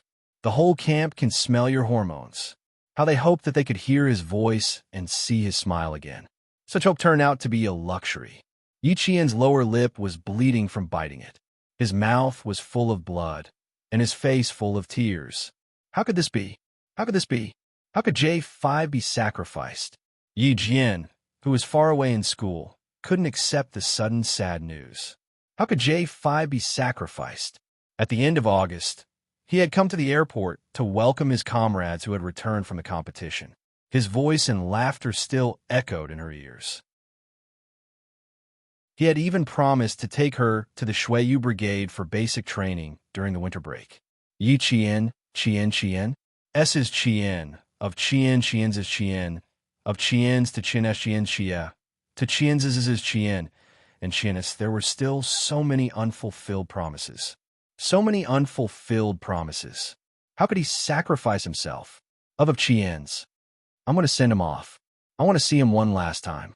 Yi Jian, who didn't cry out loud, opened her mouth to speak. Her voice was mournful, and the sadness that couldn't be erased was like ink that wrapped around her every word. I want to see him again. Can I see him again? Little Fox, help us send J5 off one last time. He'll come back to China in a while. You can send him off. Xia Jinyuan answered her. His answer made Yi Qian's vision turn black. Chapter 31:18. From Xia Jinyuan's words, Yi Qian understood another layer of meaning. It was a layer of meaning that made her vision go dark and her whole body tremble. She asked in a trembling voice, I'm going to send the J5 off for the last time. Can't you guys come back yet? No. Xia Jinyuan answered Yi Qian. They couldn't go back yet. Their comrade had been sacrificed, but their mission was still ongoing, and they still had to carry it out. Next, they had to carry out their mission and avenge their comrade. Yi Qian, whose voice was hoarse, asked him, How much longer will it take for you guys to come back? She wanted to ask where they were and what mission they were carrying out, but she couldn't ask. Even if she did, Captain Xiao wouldn't answer her. There's no return date for now. Little Fox, I'll contact you when I'm back. Goodbye. They didn't talk again. Xia Jinyuan, who had already cried, hung up the phone. He was very straightforward and efficient. The fire door was pushed open and the light from the corridor outside shone in. Xia Jinyuan looked up at his comrade who was standing against the light. He slowly got up and asked his comrade, Is everything ready? Yes, everything is ready. We'll set off in 5 minutes. His comrade, codenamed X, answered his captain. His voice was low and hoarse, like a handful of coarse sand, and there was a sharp, murderous aura in his coarse voice. Find those bastards and avenge the J5. Xia Jinyuan walked into the light that shone in from the doorframe. The slanted light only illuminated his long and straight legs, and his upper body was hidden in the darkness. He looked like an ancient sword that was about to break out of the ground, murderous and hostile. He pursed his thin lips, and his sharp gaze passed over X's shoulder and landed on a medical illustration of the internal organs on the wall outside. He stared at the lungs on the illustration and said, Keep an eye on them. Don't give them any hope of escaping. Don't worry, I won't give them a chance to live. Project X gritted his teeth. Don't even think about escaping. Mogadishu, which was 5 hours later than China, was still at 6:16 in the evening. December 24th was Christmas Eve in Western countries. At 22:36 on December 24th, China time, many businesses in China were launching Christmas Eve activities. Men and women who followed the trend were celebrating, and they would never know that a Special Forces soldier in his early 30s had sacrificed his life for China's military security.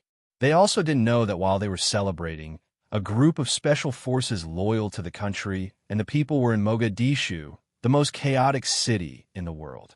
They stood upright in a foreign country and raised their hands to salute their comrades and send them back to their country. Goodbye, my comrade. I hope that we can meet again in the next life, become comrades again, and fight side by side again. The wind blew from the horizon, and the sun disappeared into the clouds. The clouds were embedded with a layer of dazzling golden edges. At the end of the day, the setting sun was blood red, as if heaven and earth were mourning. In China, Major General Yang, who received the news, sat in his chair for a long time without moving. An outstanding Special Forces soldier of the Snowfield Brigade had left his comrade forever and slept forever. The country had lost its general, and the country was crying.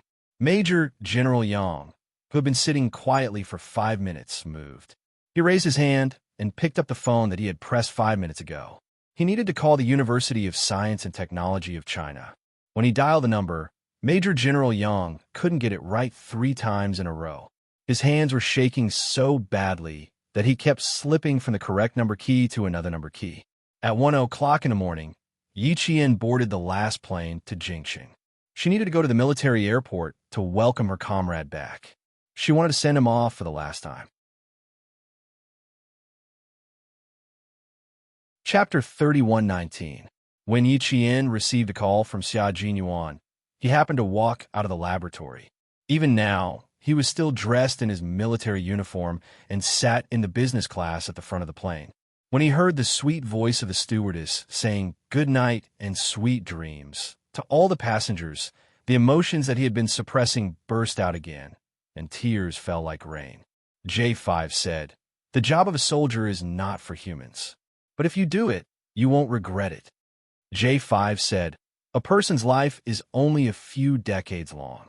You have to do a few big things in order to live a happy life." J5 said, "Qing Yao, why do you think some people don't believe that this is not an era of peace? I want to ask, do you believe that this is an era of peace?" J5 said, "The mountains and rivers, the strategic passes, the cities and villages, the fields and wells, every flower and every blade of grass, every tree and every tree. These are all our countries.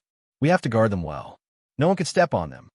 J5 said, "The smoke of war has not gone far. The color of our military uniform is still the same. We have our own heroes. Our swords point to the future. The best thing I've done in my life is to become a soldier." J5 said, "I don't want to retire. I just want to fight. If one day I really die in battle, brothers, sing a song for me. Farewell, comrades. We'll meet again when the spring breeze brings good news. We'll meet again when the spring breeze brings good news. We'll meet again, except for J5. The laughter was still there, but the old friend was already far away. Afraid of disturbing the passengers resting next to her, Yichen bit her arm with her mouth. She was so sad that the flesh on her arm was red and swollen even through her clothes. There was no sound of crying, only the rise and fall of her chest. Even though she didn't cry, the male passenger next to her could feel her silent sadness. "Comrade, are you okay?" She was crying so hard, but she was holding it in. What big thing did she encounter that made her cry like this? Yi Qian didn't say anything. She just shook her head and adjusted her body so that she was lying on her side. Not good, not good, not good at all. Her comrades had been sacrificed. How could she be okay? A child's voice came from the economy class at the back. He must have woken up from his sleep and was crying. The young mother gently coaxed the child, and it didn't take long for him to fall asleep again. There were even some people who were snoring in their sleep. They were sleeping soundly, and all the distracting thoughts in their minds had dissipated. There was a low cough, followed by a middle-aged woman who seemed to be both concerned and complaining. "I told you to take your medicine on time, but you don't listen. Isn't it uncomfortable to cough? Good girl. Come, drink some warm water." One by one, the sound was loud and low, weaving a picture of peace. And this picture was the peace that J5 and the others had sacrificed their lives to protect. "Come, comrade, wipe your face. Don't cry. You're still young.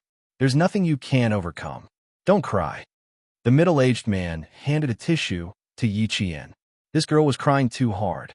Even if she didn't cry out loud, she was crying so hard that his heart was flustered. Yi Qian, whose nose was blocked, took a few deep breaths to adjust her breathing. Then she took the tissue from the passenger. Thank you. I'm sorry to disturb you.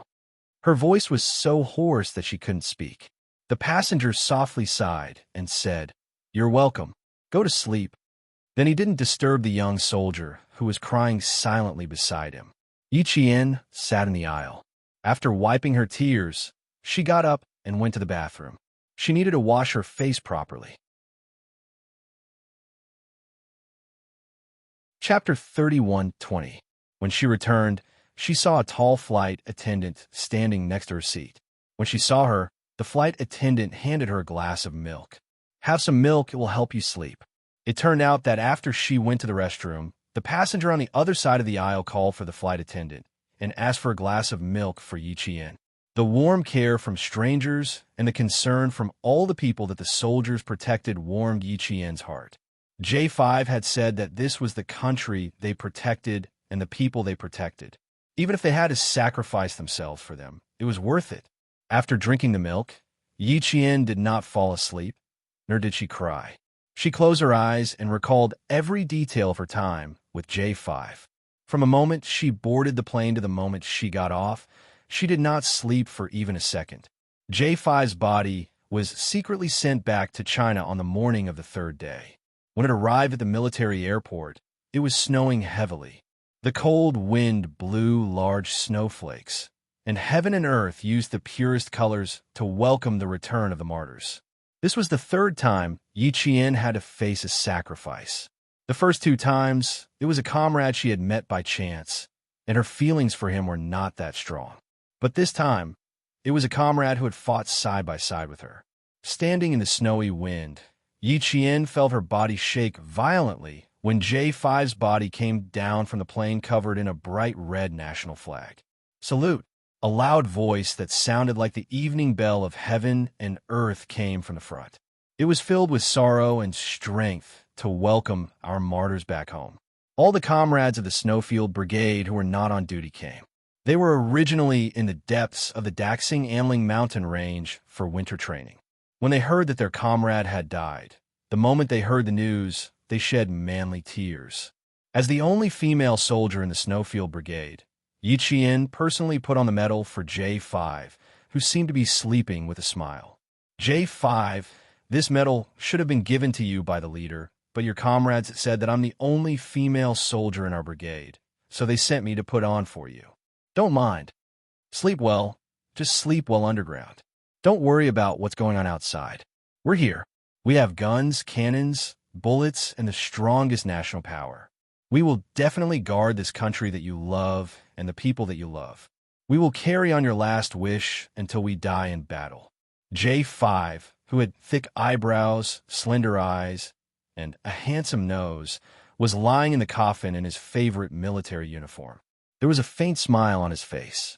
He didn't look like a sacrifice at all. He looked like he was in a deep sleep. It was as if he would wake up when he had enough sleep and greet his comrades warmly. The north wind whistled, and the mournful music traveled for thousands of miles. A piece of snow fell on J5's face, gently embellishing his pale and resolute handsome face. Yi Qian gently brushed away the snowflakes that stuck to his skin but did not melt. Her heart clenched tightly. It was this snowflake that told her that the J5 wasn't sleeping, but it had stopped breathing forever. After the medal was put on, Yi Qian gently covered J5 with the bright red national flag. Then, she stood up, raised her hand, and gave a military salute that made her tear up like rain. Just as the coffin was closed and ready to be sent to the funeral parlor, a sorrowful cry came from behind the rows of soldiers. The cry made the world pale in comparison. J5's family had arrived, and with them came a woman who had always liked J5, but was rejected by J5 and still waited for him with infatuation. J5 had an older sister and a younger brother. The older sister was already married and had children. The younger brother had also started working for 2 years. His parents didn't like city life and had always lived in a mountain village. Every time their second son was mentioned, his parents' faces were filled with deep pride. How could they not be proud of the first university student in the village? Chapter 31:21. But today, J5, who his parents were so proud of, would never wake up again. He lay there quietly, unable to hear his parents' heart-wrenching cries. The cries of "Son, son, my son," made the eyes of all the soldiers turn red. His mother, whose hair had turned white, held onto the coffin tightly with both hands. She could not believe that her son had closed his eyes forever and would never be able to open them again to call her mom. She cried and screamed at the top of her lungs. Her white hair fluttered in the cold wind. She hugged her son tightly in the coffin, crying so hard that it seemed as if tears of blood were dripping out of her eyes. J5's father did not cry loudly. When he saw his son's pale face, this father, who shouldered the responsibility of the family, pounded his chest with his fist. He pounded his chest fiercely, using this method to express his pain. His sister and brother comforted their mother and father respectively. The moment the coffin was closed, their mother, who still could not accept it, fainted.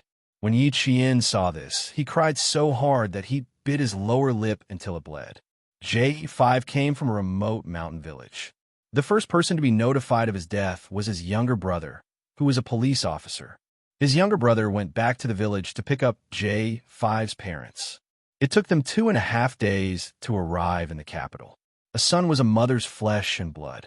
When J5's mother heard that she was going to the capital, she knew that something must have happened to her son, something that she did not want to see the most had happened to him.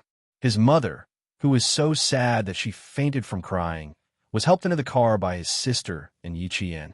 The doctor immediately gave her an 4-drip to take care of the martyr's mother. "Thank you, comrade." J5's sister thanked him. She looked like J5. She had a pair of thick eyebrows and was wearing the uniform of the Railway Bureau. When she heard from her younger brother that her eldest brother had died, she was on a night shift. When she heard the news, she endured her grief and finished her work. Only then did she go back to the village with her younger brother to pick up their parents. Yi Qian gently stroked the back of his mother's hand and said softly, "You're welcome. This is what we should do. Big brother is my mother's greatest pride. She always talks about what's good about him. Last time, she even said that when Big brother comes back during the new year, she will let him marry a girl who has been waiting for him so that she can have a grandson soon." His sister's eyes were also filled with pride as she talked about J5's past. Yi Qian listened quietly and learned about J5's other side from J5's family. Because his father was a soldier, he had been determined to become a soldier since he was young.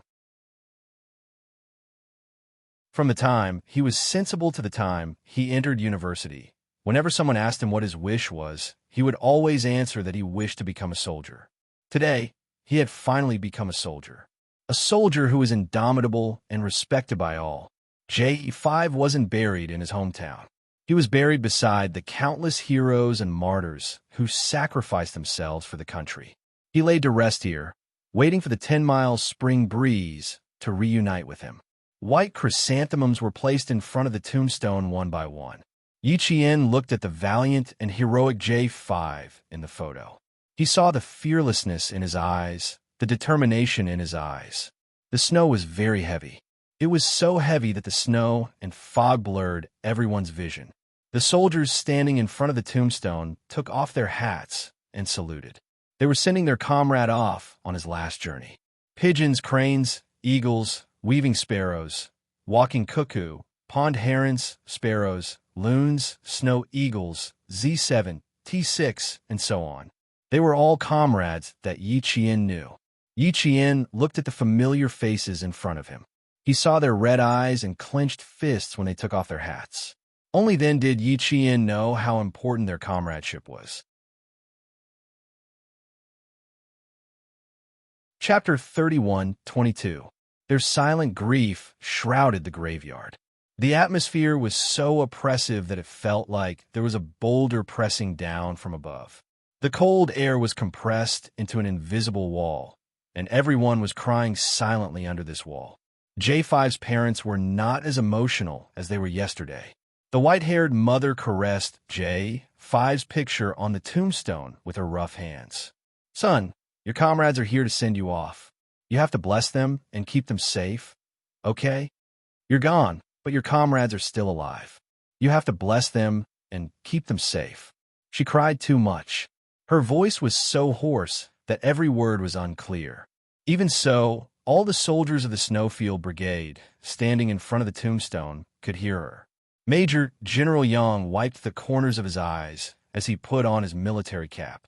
He said to Yi Qian, "Shall ye go and help Annie up?" It was time to go down the mountain. The old woman's body would not be able to take it if she stayed any longer. The two old women did not stay any longer. They insisted on going home today. They did not ask for anything, not even the country's pension. They only asked for J5's military uniform, daily necessities, and even his toothbrush. Before they got into the car, the two old women insisted on shaking hands with their son's comrades one by one. They reminded them to live well and to be safe. Their families were still waiting for them to come home for the new year. Simple words were the most touching. The group of young soldiers secretly wiped their tears after the two old women left in the car. The reason for J5's sacrifice was an eternal secret. His story was destined not to be widely known. J5 was like many other martyrs. He would not be recorded in history. He would not be known as a hero. He did not leave behind any earth-shattering words. He did not leave behind any unforgettable words. When he was alive, he was a special forces soldier that no one knew about. After his sacrifice, he lay quietly between heaven and earth, just like how he was when he was alive. Not too many people knew about his past, and not too many people knew about his bravery. The only people who knew about this were his comrades. They would always remember him in their hearts and never forget him. After sending the J5 away, Yi Jian fell seriously ill before she even left the capital. Moreover, her illness was so strong that it scared her comrades. She was fine a second ago, but the next second, she suddenly fainted. What followed was a high fever that couldn't go down no matter how hard she tried. Pigeon and the others still needed to continue training, so there was no way they could take care of Yi Qian. Before they left, Yi Qian was still unconscious and lying on the hospital bed with a drip. Yi Qian himself did not know why he fell sick.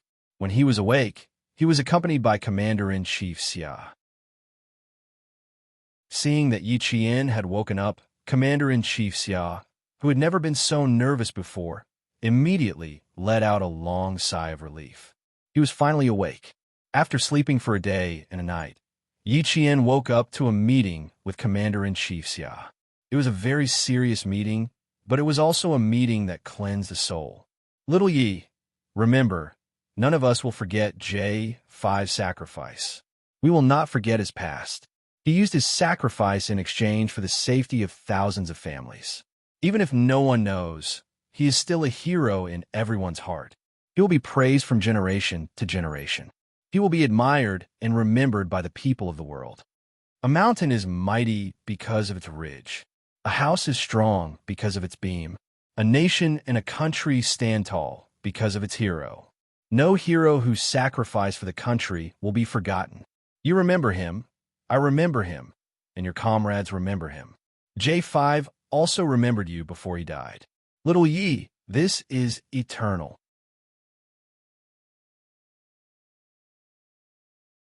Chapter 31:23. Yi Qian, who had just woken up, was still in a daze. She had no idea why Commander-in-Chief Xia suddenly wanted to have a heart-to-heart talk with her. However, as a soldier, she was already used to obeying orders. In addition, Commander-in-Chief Xia suddenly had a serious expression on his face that she had never seen before.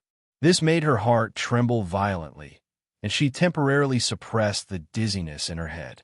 The reason why Commander-in-Chief Xia wanted to wait for Yi Qian to wake up and have a serious talk with her was because Yi Qian kept crying and mumbling in her unconsciousness. And the one she mentioned the most was J5.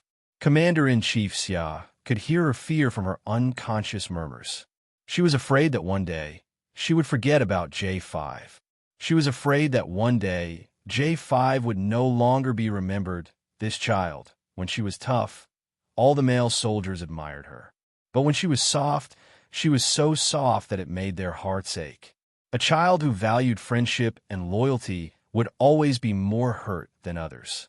Commander-in-Chief Xia admired Yi Qian's loyalty, but he didn't want her to hurt herself because of it. When Yi Qian was still in a coma, he decided that he must talk to her and tell her some of his experiences. Looking at the haggard female soldier, Commander-in-Chief Xia said with a serious expression, "Life is not eternal, but the spirit is. In the future, you may encounter another comrade who has left you, or even sacrifice yourself. Will you still be afraid?" "Will I still be afraid?" "No." Yi Qian shook her head and answered Commander-in-Chief Xia firmly, "No, I've never been afraid, but I'm afraid of forgetting J5. "Then are you afraid that you will be forgotten?" Commander-in-Chief Xia asked again. "No." Yi Qian shook her head again. "You're not afraid, and neither is J5. You're both good." Commander-in-Chief Xia gently patted Yi Qian's shoulder and said with a smile, "Since you're not afraid, then get well quickly. Once you're well, you should go back to school. Carry on your comrade's unfinished business, do it well, and pass down his spirit from generation to generation." The hero has already left. His spirit is pushing his comrades to continue forward. Little Yi, don't disappoint J5's wishes. Don't disappoint his expectations for you. When the spring breeze sends good news, he will be looking forward to your good news. This conversation went straight to Yi Qian's heart. It made her realize that there were only two ways for soldiers to return home. One was to return in triumph, and the other was to sacrifice. Since the J5 had returned home as a sacrifice, then his comrades at home had to carry his dreams and continue moving forward in their best years. Yi Qian, who was facing the sacrifice of her dearest comrade for the first time, quickly adjusted her state of mind.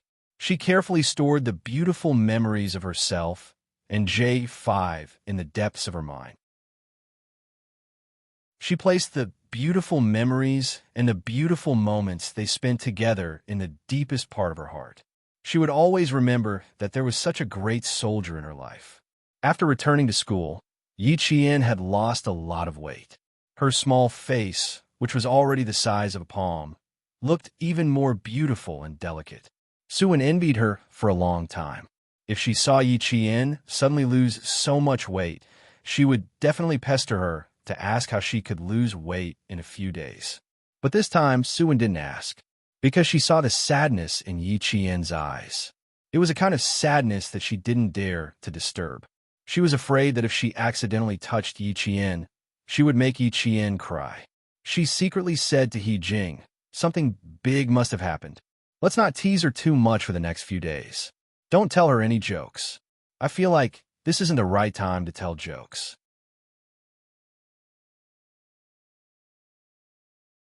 Chapter 31:24. Usually, they would tease each other in private, telling harmless jokes to lighten the atmosphere of military academy life. But this time, even Su-won, who usually did not take the initiative to show concern for others, sensed that something was wrong. He Jing was a meticulous person. That night, Yi Qian only took a coat when she returned to the dormitory. She did not even have time to talk to them before leaving in a hurry. For days later, she returned thinner than before. Her small face was so thin that it was sharper, and her dark eyes were bigger. When she spoke to them, there was a hint of sadness between her brows. Yi Jing knew that Yi Qian had something on her mind, and this was something that they did not know. Yi Qian was different from them. No, it should be said that she was different from her classmates. She had a murderous aura around her during training. Even the instructor had said that the murderous aura she occasionally exuded was as if she had been on the battlefield and killed people. Evie was a little afraid of it. The company commander had also said something similar.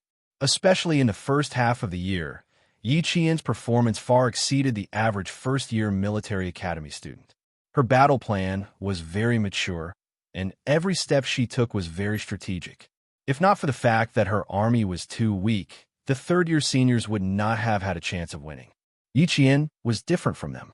Unlike them, Yi Qian would disappear from class from time to time. No one knew where she went. The places she went just so happened to explain why she was different from the rest of her classmates. Don't say anything outside. Just keep it to yourself. He Jing said to Su Wan in a low voice. Keep an eye on her for the next few days. If there's anything we can help with, do you understand? Okay. I got it. Su Wan nodded lightly. Just then, Yi Qian came out of the bathroom. She pretended to tidy up her blanket, not daring to look at Yi Qian. At this time, 8 days had passed since the J5 sacrifice. Yi Qian gradually walked out of her sorrow. She remembered Commander-in-Chief Xia's words. She had to face the sacrifice of her closest comrade head-on. She had to learn to face it and learn to accept it, because there might be more sacrifices in the future. It was New Year's Day, and the school had a day off. After Yi Qian had breakfast, she received a message from the guard at the gate saying that a girl named Jiasin was looking for her. Yi Qian, who had wanted to go to the laboratory, jogged over. He saw Jiasin, whom he had not seen in a long time, wearing a dark blue down jacket and a pair of white fluffy earmuffs. She was standing in the snow with her hands clasped together to keep warm. Seeing Yi Qian come out, Jiasin did not say a word. She hugged Yi Qian and burst into tears. This scene was a little unusual. Jiasin registered with her student ID, wrote down her school address and home address, and the guard verified Yi Qian's student ID before letting her into the school. Jiasin, who had already cried once, rubbed her red nose. She buried her little head into the hood of her down jacket and said in a choked voice, "Jane Eyre, will you call me a few days ago?" He said that one of his comrades in the team had been sacrificed and that he had to go and seek revenge.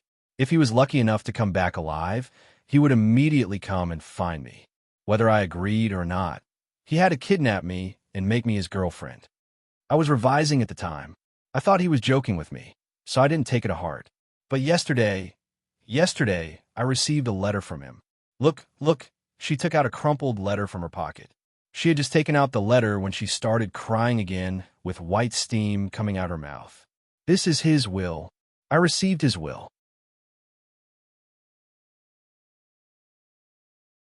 Chapter 31:25. Jiasin also attended one of the top universities in the country, and she was a foreign language major. She listened to Yi Qian's suggestion and took a minor language as an elective, so she was very busy with her studies.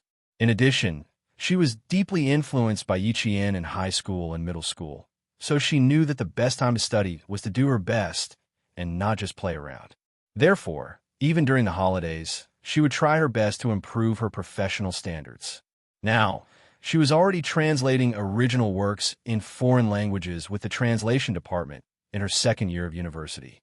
It could be said that Jiasin in university was more fulfilling, busier, and more confident than the Jiasin in high school. From the letters she wrote to Yi Qian from time to time, it could be seen that this was a girl who relied on her own two hands to win a beautiful tomorrow. Girls like this were usually very strong and would not cry over small things because they believed that instead of crying foolishly, it was better to do something while crying. Now, that she was crying like this, it was something that had not happened in years. This time, Yi Qian was also scared out of his wits.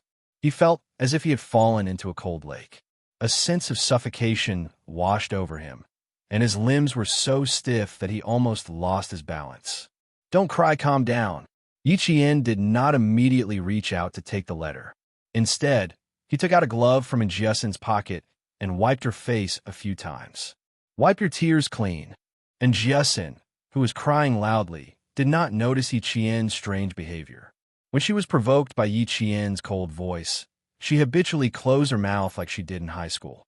However, she still made muffled sobs in her throat, but at least she did not directly burst into tears. After Yi Qian finished speaking, she pursed her lips. She had to admit, when she heard Jiasin's howl earlier, she was also a little flustered. If it were any other time, she would not have panicked because of what Jiasin said. However, because J5 had just left and Captain Xia and the others had not returned yet, they were still in a dangerous country carrying out a mission where their lives could be lost at any time. Her heartstrings had been stretched taut all this time. When she was suddenly provoked by Njiesin, her taut heartstrings trembled, and she instantly felt as if she had returned to the state she was in a few days ago. From waiting for J5's return to the country to the burial of J5, during those few days when she found out that Captain Xia and the others were still on a mission, she was actually very anxious. It was not an ordinary anxiety, but an unprecedented anxiety. It was many times more anxious than when she found out that they were out on a mission. This phenomenon was caused by the sudden sacrifice of her comrades. In the end, she had a high fever and passed out for a day and night before she woke up. This was a form of psychological escape. She couldn't accept the sacrifice of her comrades, but she was also worried that after the sacrifice of her comrades, there would only be a small number of them left. It seemed that they would be forgotten in a few days. Furthermore, there were still comrades fighting dangerous battles abroad, and there was nothing she could do but wait. Anxiety, powerlessness, fear, and worry suddenly surged like a flood breaking through a dam, but she couldn't solve them. She, who had always been healthy, fell sick. What really woke her up was Commander-in-Chief Xia's words. A mountain is mighty because of its ridge, a house is strong because of its beam, and a nation and country stand tall because of its heroes. It was this sentence that woke her up instantly. It made her realize that sacrifice was not the end, nor was it obliterating, but the spirit was eternal. She took a deep breath, took the envelope from Njiesin, and said calmly, "They're all soldiers in the field forces. Sometimes, the letters they write may cause misunderstandings. Don't cry. Let me take a look first."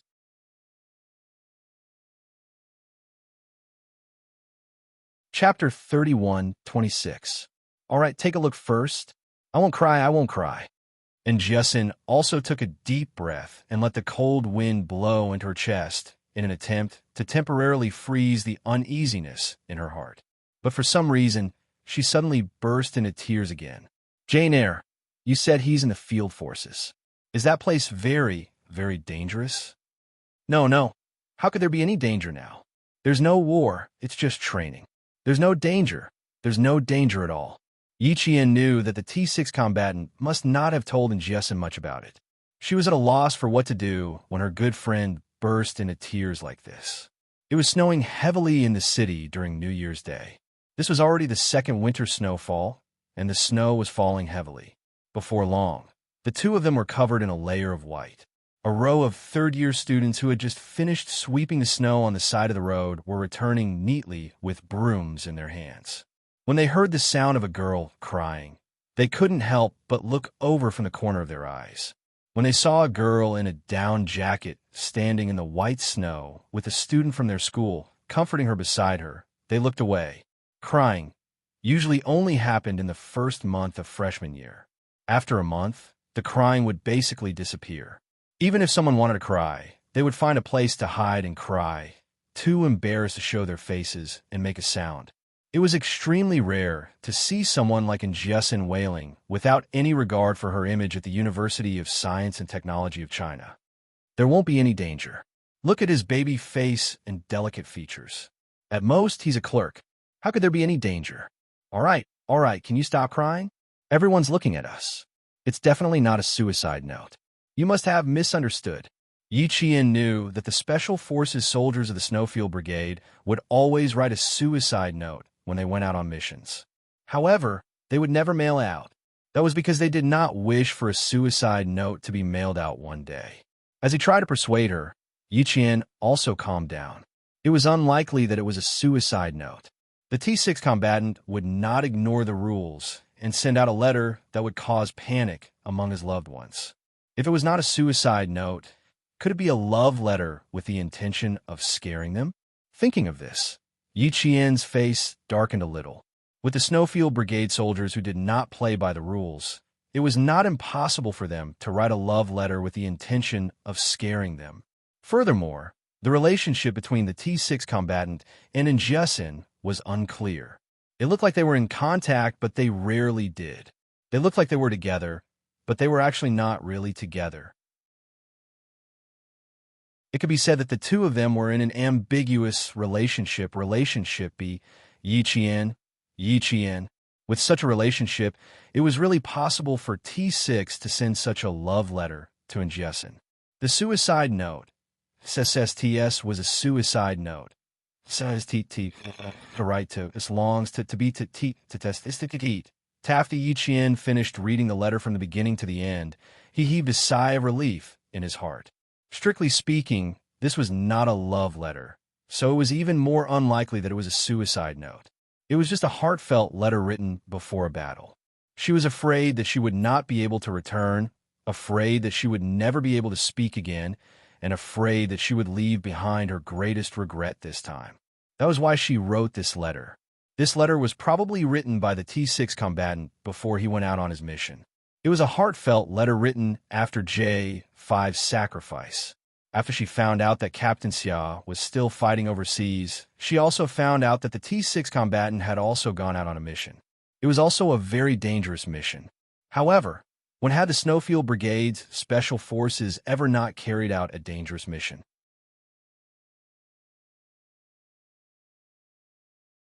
Chapter 31:27. What she had to do was wait for her comrade to return safely and return to how she used to be. Even though she knew her comrade was carrying out a dangerous mission, she could still remain calm. Right now, she had to make Unyielding believe that this was not a suicide note, but a love letter. T6 did not forget to write a letter to confess before he left for the mission, so it was clear that he really loved Unyielding. Since a carefree girl like Unyielding could still feel the faint desperation in the letter, it could be seen that she also had T6 in her heart. Only by placing him in her heart could she understand the desperation in this letter. She refolded the letter and put it back into the envelope before putting it back into her good friend Unyielding's pocket. Silly, this isn't a suicide note. It's just a letter that I want to say from the bottom of my heart. It's not a suicide note, understand? If it's a suicide note, it wouldn't be mailed out in advance. Instead, it would be handed in for safekeeping and would only be taken out when something really happens. Why are you in such a hurry? Why are you so afraid? It looks like Wu Yue's letter was sent at the right time. He still wasn't sure if you had him in your heart. Now, I can confirm for him that you have him in your heart. This is a love letter. Perhaps it's because Wu Yue encountered something that put him in a bad mood. When he thought about how his relationship with you hasn't been confirmed, he was a little worried and a little scared. Under such circumstances, he wrote such a heartfelt letter to you. It's just that he didn't expect you to misunderstand and think that this is a suicide note. Unyielding, I can tell you with certainty that this is not a suicide note. You can treat it as a love letter that will allow you to respond to Wu Yu's heartfelt words. It will allow you to truly realize how important Wu Yu is in your heart. It will allow you to clearly see what you want in your heart. This is not a suicide note, but a love letter that will let you understand each other's feelings. Unyielding, who was still sobbing, was a little dumbfounded now. It wasn't a suicide note. It was a love letter. Why was there such a huge difference in understanding between people? A suicide note? A love letter? This. How did she understand this? Unyielding, who felt that her brain was not enough, stared at Yi Qian in a daze. The cold wind blew between the two of them, causing the tips of their noses to turn red. The uneasiness in her heart gradually disappeared. After a long time, she asked softly, "Is that so? Is it really a love letter? A love letter that was filled with fear? F***CK. Shouldn't love letters be sweet and make people blush when they read them? Why was the love letter she received so unique? What if he scared her out of her wits?" Yi Qian looked into her eyes and nodded without hesitation. Yes, it is indeed a love letter. A love letter that allows you to see your heart clearly. As he spoke, Yi Qian raised his eyebrows slightly and said with a faint smile, "Unyielding, I didn't expect you to love Wu Yue so much. You love him so much that you're afraid of losing him. You specially flew from another province to mine. Come, tell me, how do you plan to respond to this love letter?" Unyielding's eyes, which seemed to be covered by a layer of gray, suddenly brightened. The gray color disappeared in an instant, revealing the original brilliance, bright and full of hope. respond to this love letter? F***CK. Right now, I really want to give him 2 slaps and stomp on him dozens of times. Who was he trying to scare? I was almost F***king scared out of my wits. And now you're telling me it's a love letter? F***CK. Is this a love letter?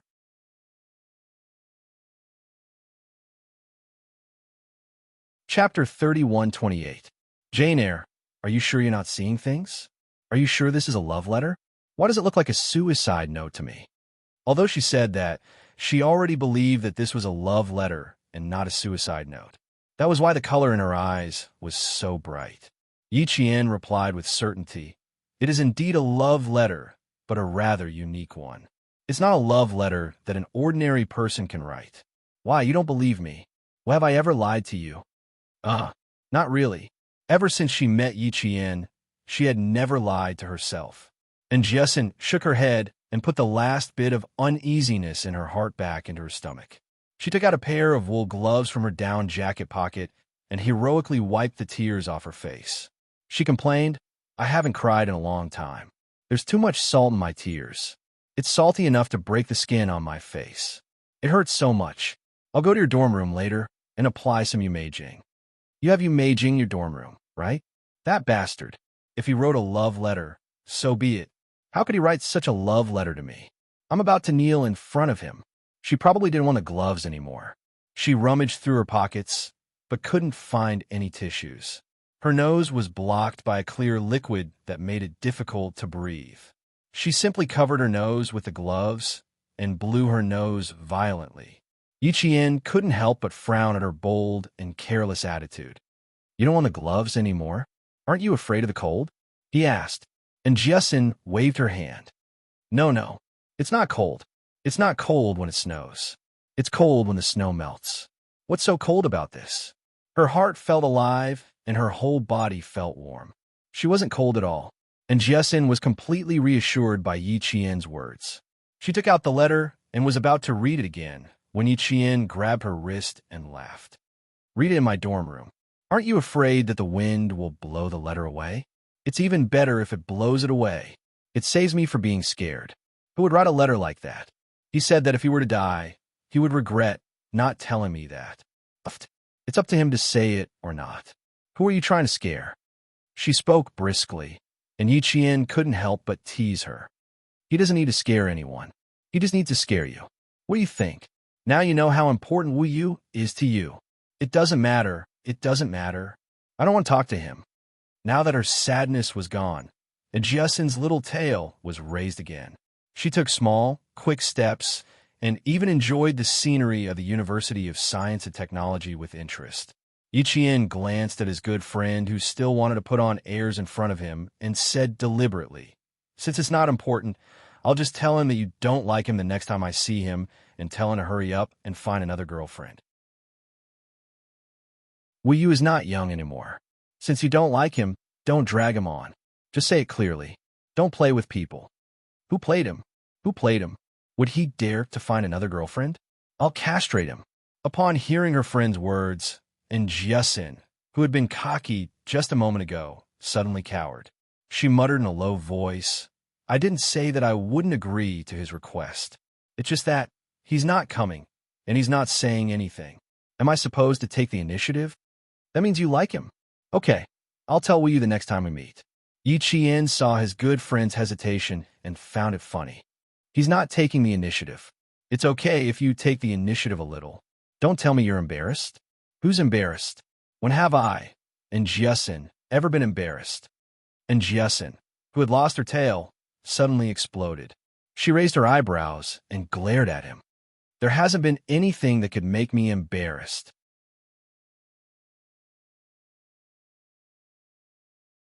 Chapter 31:29. When Yi Qian heard her boasting shamelessly and lying through her teeth, he was laughing inside. Her good friend, Jia Xian, had always been happy. When she was with her, her mood would also be happy because of her happiness. This was probably why she could become good friends with Jia Xian, even though she came back for revenge. Seeing that she was still lying, Yi Qian took advantage of the situation and immediately said, "Since you're not embarrassed, Why don't you take the initiative to say that you like him too? Wouldn't that settle it? Fine, I'll say it. It's not a big deal. And Jiasin, who had fallen into his trap, blurted out. Yi Qian, who was walking with her, was already laughing loudly. The laughter made Jiasin realize what she had just said. Instantly, her cheeks, which were usually carefree, turned red. Don't laugh, don't laugh. Aya, when did you become so naughty all of a sudden? You weren't like this in the past. Damn, you're still trying to trick me.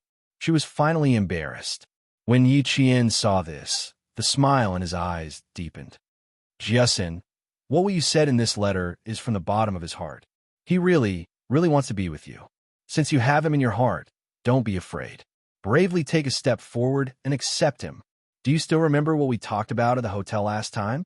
They didn't want to leave without saying goodbye, but they had no choice but to leave without saying goodbye. Later on, didn't I also leave without saying goodbye? Jiasin, I'm not trying to persuade you to accept Wu Yu. I just feel that since the two of you care about each other, why don't you give each other a chance to face each other? I know what you're worried about, and I also know what you're afraid of. I don't want to persuade you too much, so as not to interfere with your true feelings. What I want to say is, look at your heart clearly and follow it. After Yi Qian finished speaking, she quietly looked at her best friend who was smiling. She thought that she would need to wait for her best friend to reply, but who knew that after she finished speaking, her best friend would say, I've already seen my heart clearly, so I promised him that the next time he appears in front of me, I will tell him personally, Wu Yu, I like you very, very much. The north wind was very strong, and the snow was very white. And Jiasin, whose heart had been swept away, had a smile on her face. Her thick, heroic eyebrows were raised high from time to time. At this moment, Jiasin was so cheerful and happy. Yes, she liked the handsome soldier who left without saying goodbye, but always wrote her letters. It was no big deal to take a risk for the person she liked. Yi Qian looked at her good friend's bright and beautiful smile, and a warm smile appeared in her eyes. This was very good. It made her believe that the letter she received was a love letter. T6, Wu Yu. She had never known T6's real name. She did not expect to learn it from her good friend. His name was the same as T6, delicate and pretty. Once she remembered it, she would not forget it. At this moment, he should have already arrived at the combat zone and started carrying out his mission. She wondered, had he met up with Captain Xia to carry out the mission together? She hoped that he would come back soon and come to look for Jiasin. It had already been a year or two, so their relationship should have been confirmed by now.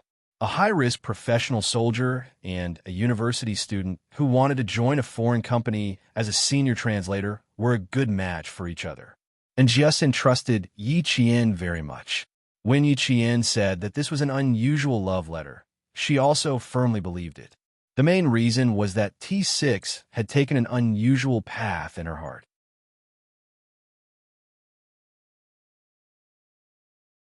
Chapter 3130. Wu Yu, who took the unusual route, wrote a scary love letter. And Jiasin didn't think there was anything wrong with it and didn't even think about it. There was only one day off on New Year's Day, and Jiasin still had to go to class tomorrow. She went to Yi Qian's dorm for a while and chatted happily with Yi Qian for nearly 2 hours with Su Wan and He Jing. The four girls went to the cafeteria to eat Chinese food and walked around the school in the afternoon. Only then did Jiasin leave without any psychological burden. Before leaving, Jiasin smiled and said to Yi Qian, If you meet Wu Yu before me, then tell him directly that I like him and ask him to come find me. There's no time limit. He can come to school to find me when he's free.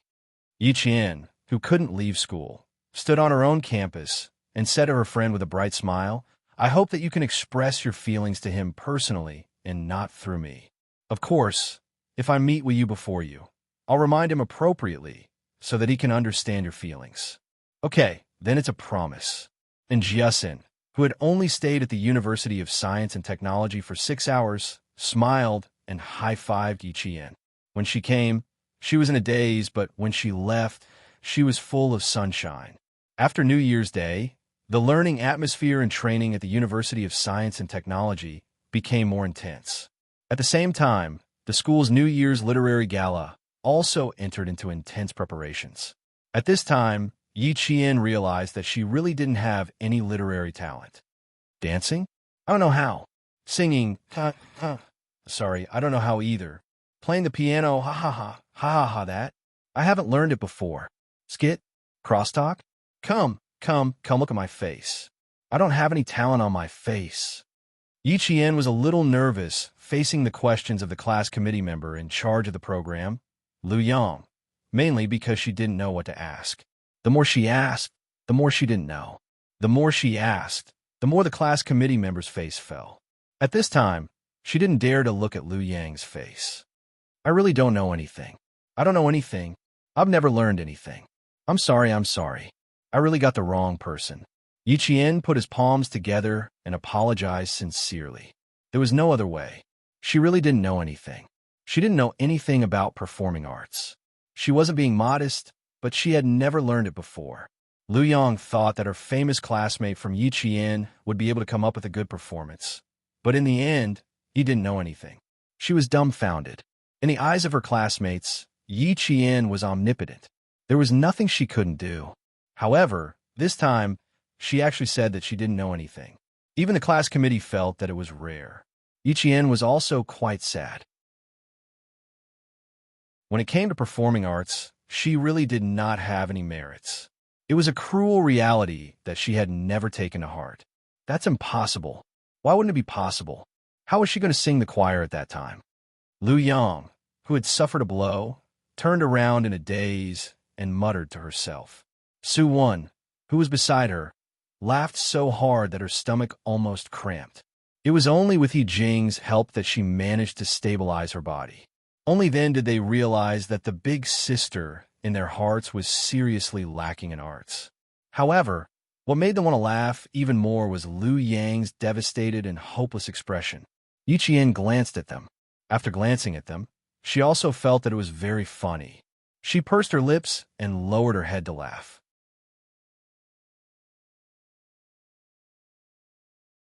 Chapter 31:31. A shadow loomed over them again. Yi Qian subconsciously looked up. Lu Yang had returned, and his eyes were even brighter than before. Yi Qian, how about this? Go stand on stage for a while, represent our class, and say a few words? If that doesn't work, why don't you put on a dress and walk around the stage? Help! Hero, every class has to come up with 5 acts. Then we'll screen them out. Our class is seriously lacking in artistic talents. We can't even come up with 5 acts. If we can't, we'll lose our collective points. Lu Yang looked so desperate that he wanted to jump off a building. Yi Qian very responsibly told him, I can't help you. If I go on stage, I won't just lose our collective points. I'm afraid I'll lose our entire class's points too. How do I usually sing in choir? I just lip sync. As for the voice, I don't even make a sound. This is the truth. It's good that you know it. He really didn't lie. It's the truth. Su Wen and He Jing couldn't hold it in anymore. They lowered their heads and laughed until their shoulders twitched. I can vouch for this. Yi Jian really doesn't sing.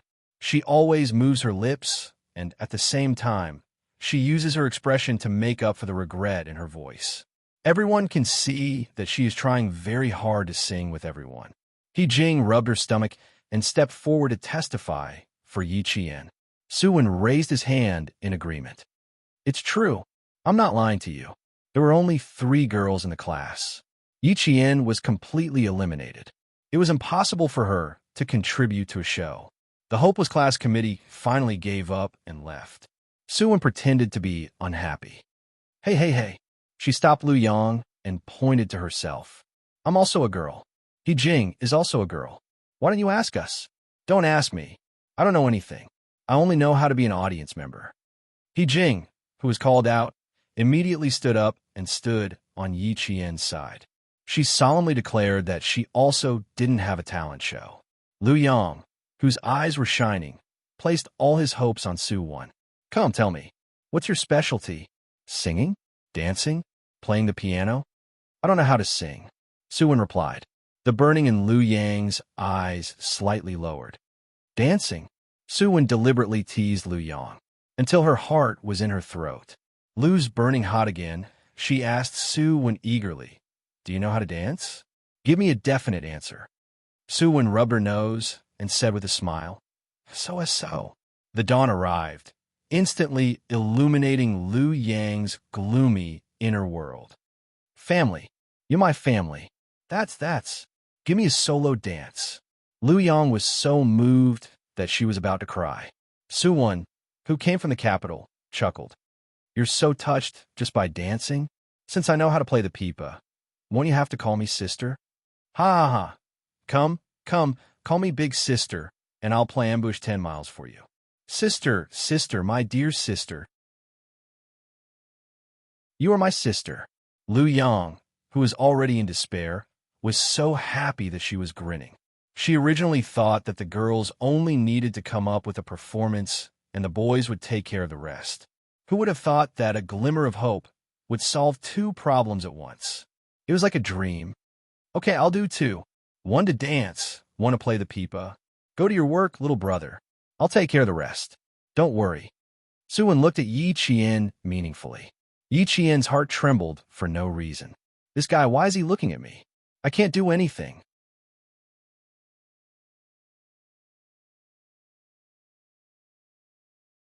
Chapter 31-32. Yi Qian didn't know how to do anything, but Suwon did. Ever since Suwon agreed to Liu Yang's 2 performances, she had included Yi Qian in her list. Yi Qian, who was frightened by her stare, tidied up her desk and smiled.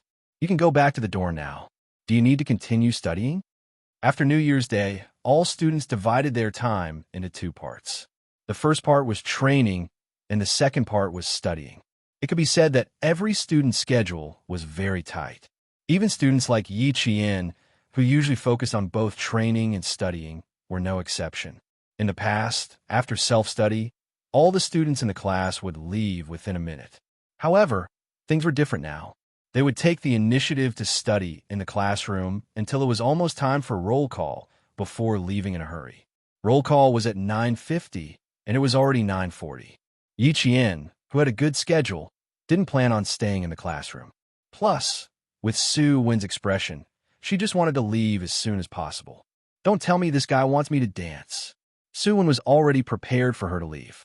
Seeing this, she quickly grabbed Yi Qian's wrist and said with a smile, Come. Let's discuss something. We have to talk about the performance in detail. The bad feeling in her heart reached its peak. Yi Qian couldn't help but tighten her grip on her textbook. Something like a performance. She had never done it in her 2 lives. She would more or less show her fear.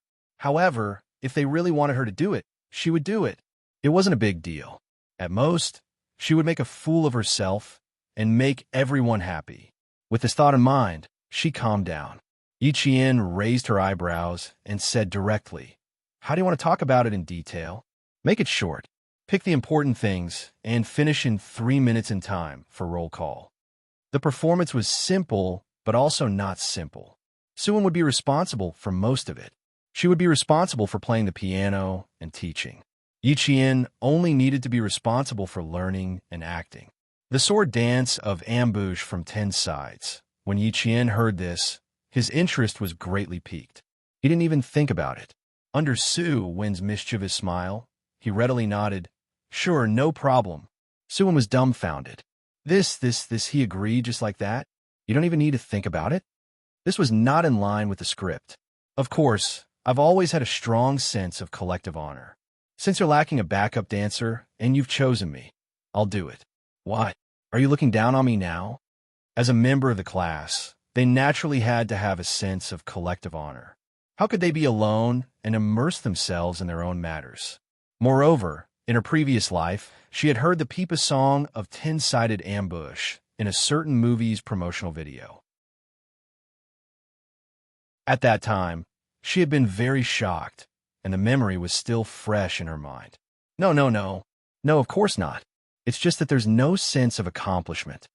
Suwon felt deeply frustrated. She even lowered her head and said, You agreed so readily.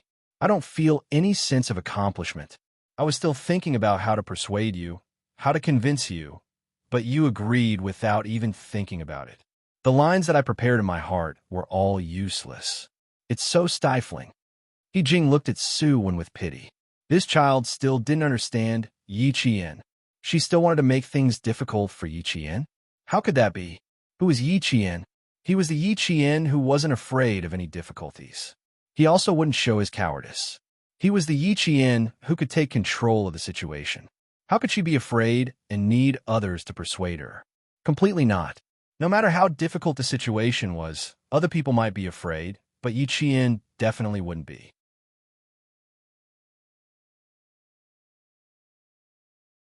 Chapter 31-33. It was not a big deal for her to perform a sword dance. She was not asked to perform any other dance. It was not difficult for Yi Qian to perform a sword dance that combined strength and gentleness. As a result, Yi Qian had the first artistic performance in his 2 lives, sword dance. Su-wen wanted to perform a sword dance more valiantly, but He Jing slapped her on the face and laughed at her. You should at least pursue some visual beauty. You are playing ambush on 10 sides while Yi Qian is performing a sword dance in front of you. Is it beautiful? Is it harmonious? Su-wen imagined the scene in her mind and shuddered. She could not watch it at all. In the end, Yi Qian had one more skill to practice, sword dance. The next day, when the students in the class learned that Yi Qian would perform, they were full of confidence in Yi Qian even before seeing the result. They believed that this performance would definitely be chosen and win the competition. However, Song Jiqiu, who was performing the piano solo, was a little worried. Ambush on 10 Sides was a Chinese pipa song and one of the top 10 ancient songs. It was meant to express the mood when Xiangyu was surrounded by the army and had no way out. The music was fierce and shocking. The strong sound of zheng, zheng, zheng of the pipa was even more powerful. Sometimes, the player could even break the strings of the pipa directly. Yi Qian did not have any dancing skills, so it was very difficult for him to perform the sword dance of ambush on 10 sides. A few days later, when Su-wen was still waiting for the pipa shipped from Jing City, Song Jiqiu talked about ambush on 10 sides with the CD player and CD that she had asked her family to send to her. When the 2 armies fought, the sound shook heaven and earth, and the roof tiles flew down. Gradually, there was the sound of drums, swords and crossbows, the sound of men and horses. Those who heard it were excited at first, then frightened and unable to weep. It was so touching. Yi Qian repeated Song Jiqiu's words and frowned slightly. After hearing what you said, I somewhat regret agreeing to Su-wen immediately. Song Jiqiu smiled and said, It's useless to regret.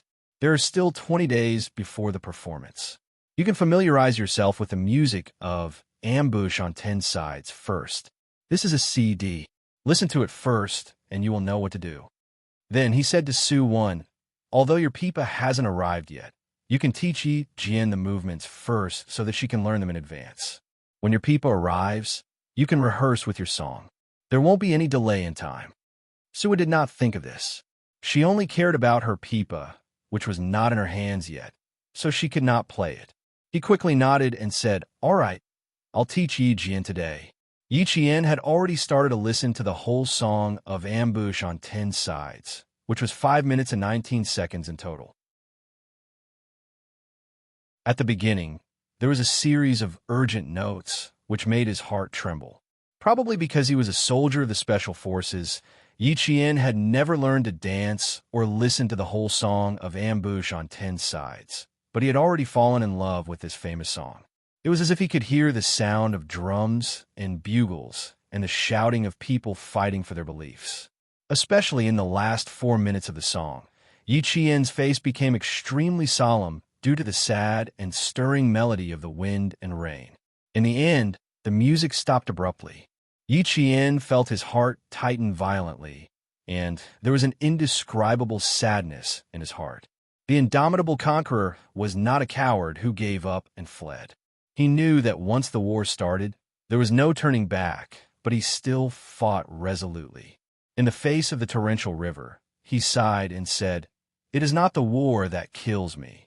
Regardless of his merits or demerits, he had the bravery and fearlessness of a contemporary soldier, just like J5, T6, and Captain Xia who were still fighting outside. Although they knew that the road ahead was dangerous, they still fought bravely without hesitation because of their duty.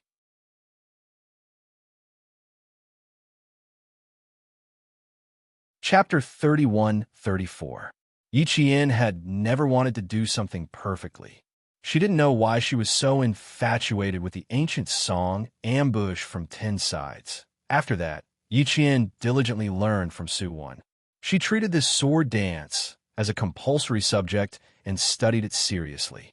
Her enthusiasm made Su Wan nervous.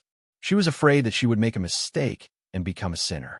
Yi Qian didn't take too long to learn the entire dance. She almost finished it in one go. She remembered every movement clearly. In the end, before Su Wan's people arrived, Yi Qian had already skillfully performed the entire dance. When the two armies fight, the sound moves the heavens and the earth, and the roofs fall. Yi Qian murmured softly. Her eyes were fierce, as if she had returned to the battlefield. On the battlefield, she fought side by side with her comrade J5. She heard J5 shout to her, "Sniper, take out the target at 6 o'clock. Quick!" Bang! The sound of bullets shook the heavens and the earth, and the roofs fall. Slowly and carefully, there is the sound of metal, drums, swords, and arrows, and the sound of men and horses galloping away. Suddenly, there is no sound. After a long time, there is resentment, but it is difficult to understand. This is the song of Chu. Her footsteps changed rapidly. She leaped into the air. The sword in her hand trembled as if it would be broken into pieces by Yi Qian's dance.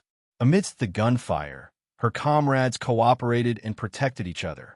They passed through the rain of bullets and broke through the blockade as fast as they could. Some people say there is no war. Wrong, wrong, wrong, wrong. Very wrong, very wrong.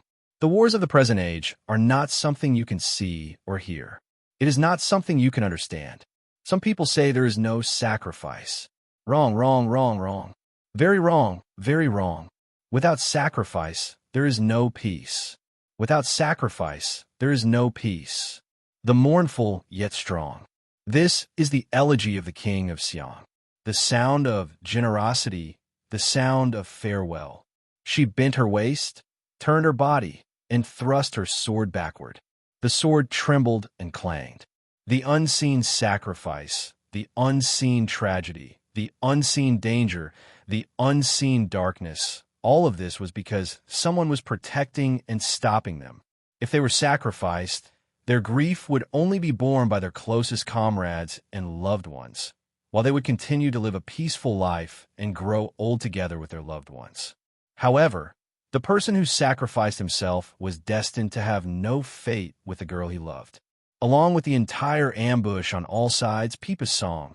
Yi Qian finished the song and danced for the first time. Su Wan, who was watching from the side, stood motionless. Unknowingly, her face was covered in tears, sheathing his sword and adjusting his breathing. Yi Qian finished his song and closed his eyes, slowly suppressing the fluctuations in his heart. When he opened his eyes again, they were calm. She asked Su Wan, "What do you think? Is there anything wrong?" Applause rang out. Song Jiqiu stood up from the piano. She looked at Yi Qian with a complicated look in her eyes and replied, "No, it's not wrong at all." It was too shocking. It had never occurred to him that Yi Qian, who did not have any dancing skills, could dance to such a high level. The glint of the blade and the shadow of the sword were sorrowful and touching. The sound of the war drums was touching. He had thought that there would be some accidents in the first round of the song. However, nothing happened at all from the beginning to the end. What he saw was her wholeheartedly and the perfect combination of her and the song. His excited heart could not calm down for a long time. It seemed that something was struggling to break through the shackles, but it was so powerless. When the song ended, the audience dispersed. "Yi Qian, your performance will not be rejected. It will definitely be selected," Song Jiqiu told Yi Qian with certainty.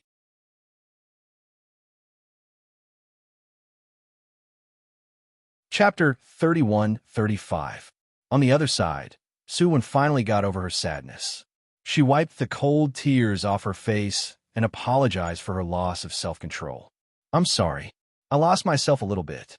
Until now," she pointed at her heart and said, Until now, I still can't calm down.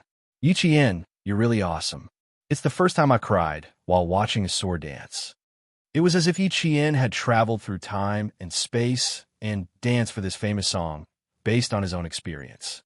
Yuchien didn't care whether she would be selected or not. She just liked the song, ambushed from 10 sides from the bottom of her heart. She was deeply touched by the passion in the war and the sadness in the end. She held the sword and stood up. What appeared in her mind were her comrades who had fought side by side with her and were not afraid of death. As for whether they were good or not, it was not within her scope of consideration. However, if she achieved the effect and resonated with it, it would be more perfect. Okay, when your people arrives, let's play together again. I'll practice by myself these days. You two don't need to accompany me. I've already found the feeling and can practice while listening. After putting away the sword, Yuchien picked up a towel and wiped the sweat on her forehead. She was so absorbed in the dance that she didn't restrain her feelings at all. When she finished the song, she felt as if she had practiced for hours. She didn't feel tired at all. Instead, she felt happy. Song Jiqiu slightly restrained her gaze and then smiled. Okay, I'll come again when you're on the stage. At that time, it will be more amazing and shocking. Su Wen, whose eyes were red, said, I don't want to come here every day. I'm afraid I'll cry every time I see you like this. It's too embarrassing. As Song Jiqiu had said, if she could dance to people's hearts, she would definitely not be selected. It would be great if she could be selected. However, if not, Yuchien didn't feel any regret. She simply liked it. She liked the shining spears and armored horses in the song and the brave battles that were surrounded by enemies on all sides. She simply liked it. She didn't care if there was no audience.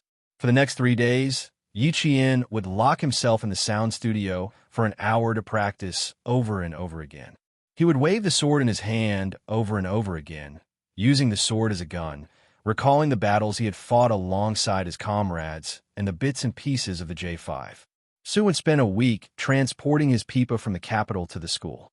He tuned the strings, tested the sound, and played it with his zheng zheng sound. The sound flowed through the microphone and was broadcasted through the speakers. The sound power was many times stronger than the sound from the CD player. Each of them played a sword dance, and the sound studio became their battlefield. When the song ended, the two of them could not speak for a long time. The music made people's hearts tremble, and the dance made people's eyes red. By the time it was time for the selection of performances, the two of them had only worked together 4 times. After each performance, their emotions fluctuated greatly. Su Wen's feelings were stirred up by Yuchien, and Yuchien's feelings were stirred up by Su Wen's ambush from 10 sides. That kind of tacit understanding between them was even more tiring than a day of training. After working together 4 times, the two of them didn't practice again. Jing saw several times that the students of other classes were still nervously rehearsing, but the two of them didn't take it seriously at all. She was a little worried and reminded them implicitly several times. In response, Su Wen waved her hand and said, "We know what we're doing." She and Yuchien knew what they were doing, but Lu Yang didn't.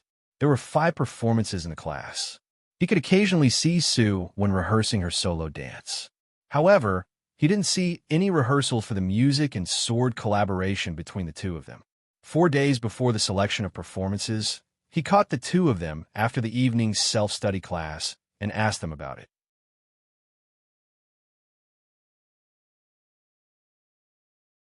Chapter 31-36.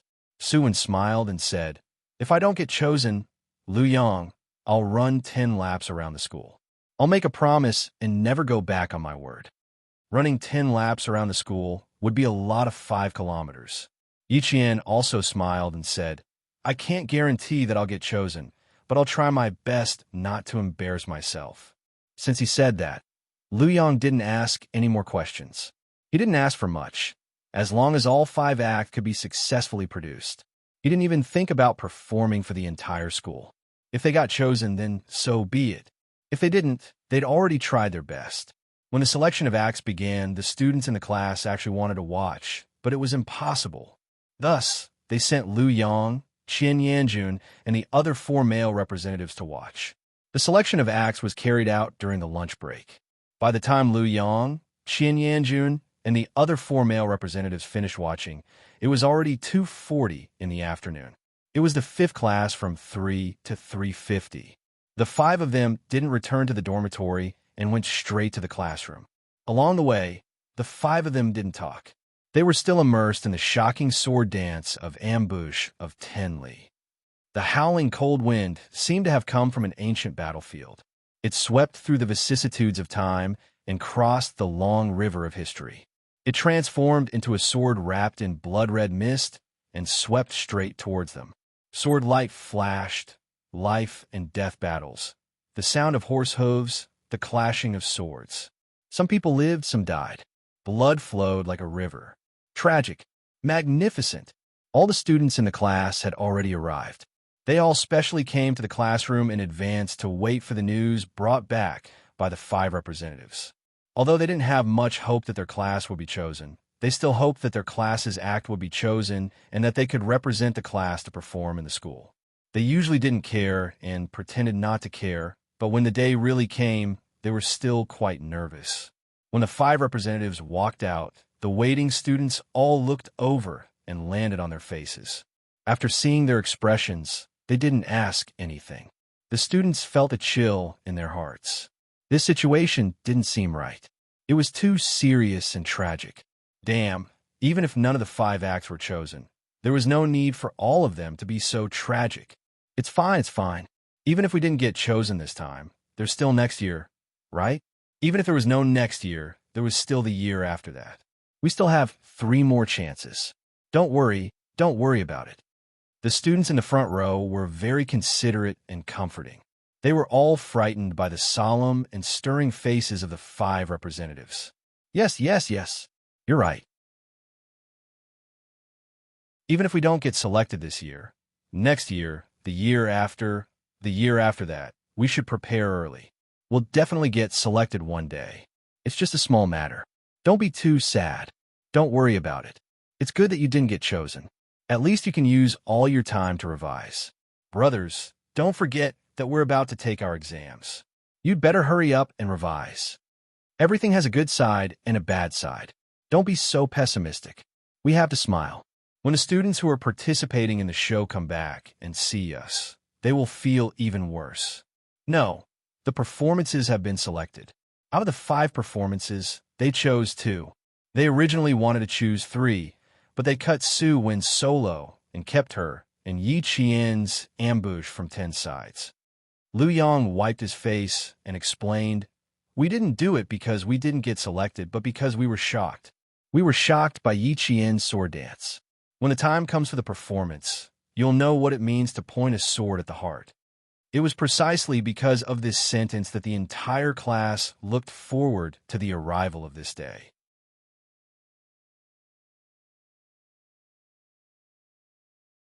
Chapter 31-37. Just how shocking was Yi Qian's performance? They knew a thing or two about it through the grapevine. It was not just any kind of shock. It was the kind of shock that they would dream of after seeing it. Before the New Year's Gala even started, Yi Qian's solo performance had already become a hit. Other than the students of the same class, the students of the other classes, as well as the freshmen and third-year students, all knew that Yi Qian, the popular figure of the command faculty, had shocked the teachers who were in charge of the selection of performances. Yi Qian was already a popular figure in school. Now that he had performed such a feat, it made many of the students gasp in amazement. Not only was he pretty, but he was also not just a pretty face. He was good at both academics and martial arts, and his academic and physical results were miles ahead of others. Now, he had even performed a talent show. They heard that it was quite good, so it really made people feel unconvinced. The saying that no one was perfect did not apply to Yi Qian. From what they could see, Yi Qian was perfect and outstanding in every aspect. He was definitely a winner in life. I want to live like Yi Qian. Only then will I be satisfied. If you want to live like Yi Qian, you have to do something big first? What is it? You have to change your gender first. Yi Qian is a girl, and you're a boy. If you want to live like Yi Qian, You have to change your gender first. Damn, get lost. The male students in front were joking with each other. They did not notice that two female students were following them closely behind. One of the female students was none other than the person they were talking about, Yi Qian. When Suwen heard this, she pursed her lips in amusement. She whispered to Yi Qian, "Wherever I go these past few days, I can't hear your name. You're like a celebrity. Everyone knows about you and is looking forward to your performance. It'll be fine after this." Yi Qian never took these things to heart. It could be said that she was already used to it. Once she was used to it, she felt that it did not matter. In any case, it did not affect her life in any way. Suwen had been with Yi Qian for a long time, and her impetuous personality had been restrained. In the past, when she heard so many students talking about Yi Qian, she would definitely be pleased with herself. She might even come out and say that she knew Yi Qian. Now, they wouldn't. They had probably gotten used to it. Hearing this, he nodded and said, "That's true. From the first year to the second year, there would be a period of time where they would talk about you. After this period, no one would have the mood to think about anything else. Everyone would be exhausted from the exams." He continued, "The banquet is the day after tomorrow. Shall we perform a song together tomorrow? And let Yi Jing come over to take a look. She's been nagging me every day for the past 2 days. My ears are getting calluses from her nagging." They were in the same dormitory, but Yi Jing had never seen Yi Qian. She had elective classes that she had to rush to in the evening and study in the afternoon. Even if she compressed her time, it would not be enough. She had no time to watch Yi Qian and Suwen's rehearsal. Every time she heard the students discussing Yi Qian, her heart would itch. She really wanted Yi Qian to dance for her in the dormitory. She wanted to see what kind of shock could make people dream of it. But even until the banquet, Yi Jing did not get her wish. In Suwen's words, tired, too tired. Every time she played, she would be so tired that her fingers would cramp. He then pointed at his own pipa and sighed. "Fortunately, I had the foresight to use my own pipa. If I had used a rented pipa, I don't know how many strings would have been broken by me."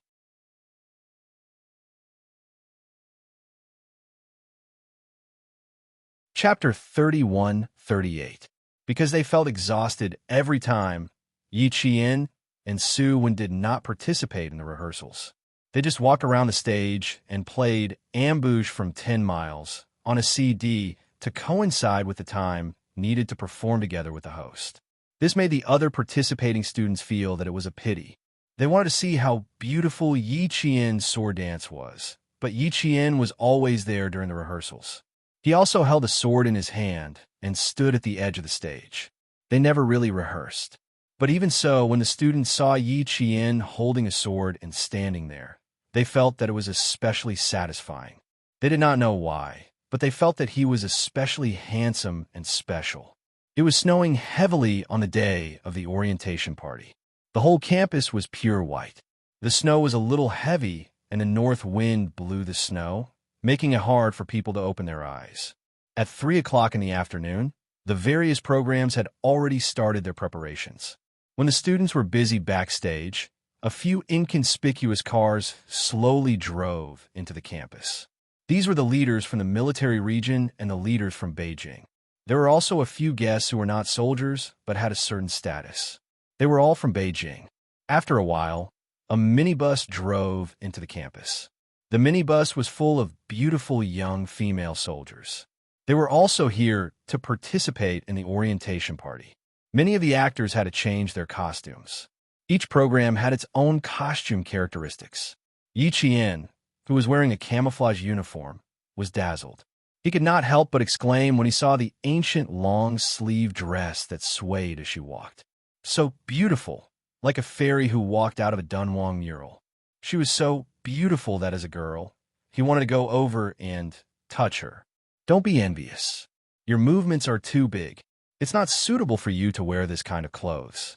Otherwise, all the male students in our school will benefit. Seeing this, Suwen came over and giggled. To be on the safe side, you should wear your camouflage uniform so that you won't expose yourself during the journey. It's sturdy and tight. No matter how much you dance, you won't be exposed. It was Suwon who suggested that Yi Qian wear a camouflage sword dance outfit. Originally, he should have worn a long-sleeved dancing outfit, but Yi Qian's swordsmanship was too fierce. Suwon was worried that his clothes would be torn apart, so she didn't do it. In order to cater to Yi Qian, she did not change her clothes and wore the same army camouflage uniform to save time and effort. Yi Qian, on the other hand, did not think too much about it. Wearing army camouflage was fine, but if she were to wear that kind of beautiful and thin dance costume, there was a possibility that her clothes would tear halfway through the dance, just as Suwon had said. What was even more embarrassing was that she probably did not even know that her clothes were torn. Is there anyone else without makeup? Come on, come on. It was time to put on makeup, especially the female students. It's a rare opportunity to put on makeup in school. Hurry up and come over. Who else? Who else? If not, we're going to collect the makeup bags. You can't do that. Male students can also put on makeup. For example, they can draw their eyebrows or apply some powder. Cover the hairline on my forehead, will you?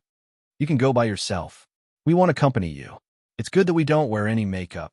Don't do that. It's not easy for the female students to see another side of us. Who knows, we might still be able to keep in touch after graduation. Good fellow, you're so scheming. Come on, count me in. Do you want to make it wider? Wider can cover up 100 ugliness. Damn it. Just now, he was determined not to put on makeup, but when he mentioned that he could still keep in touch with the female students after graduation, he immediately changed his mind. I'll make it wider too, but not too white. It won't look good if it reaches the neck and face. You're tuning in to the Warrior Lore YouTube channel. Don't forget to subscribe and join us on this journey to catch the most captivating stories.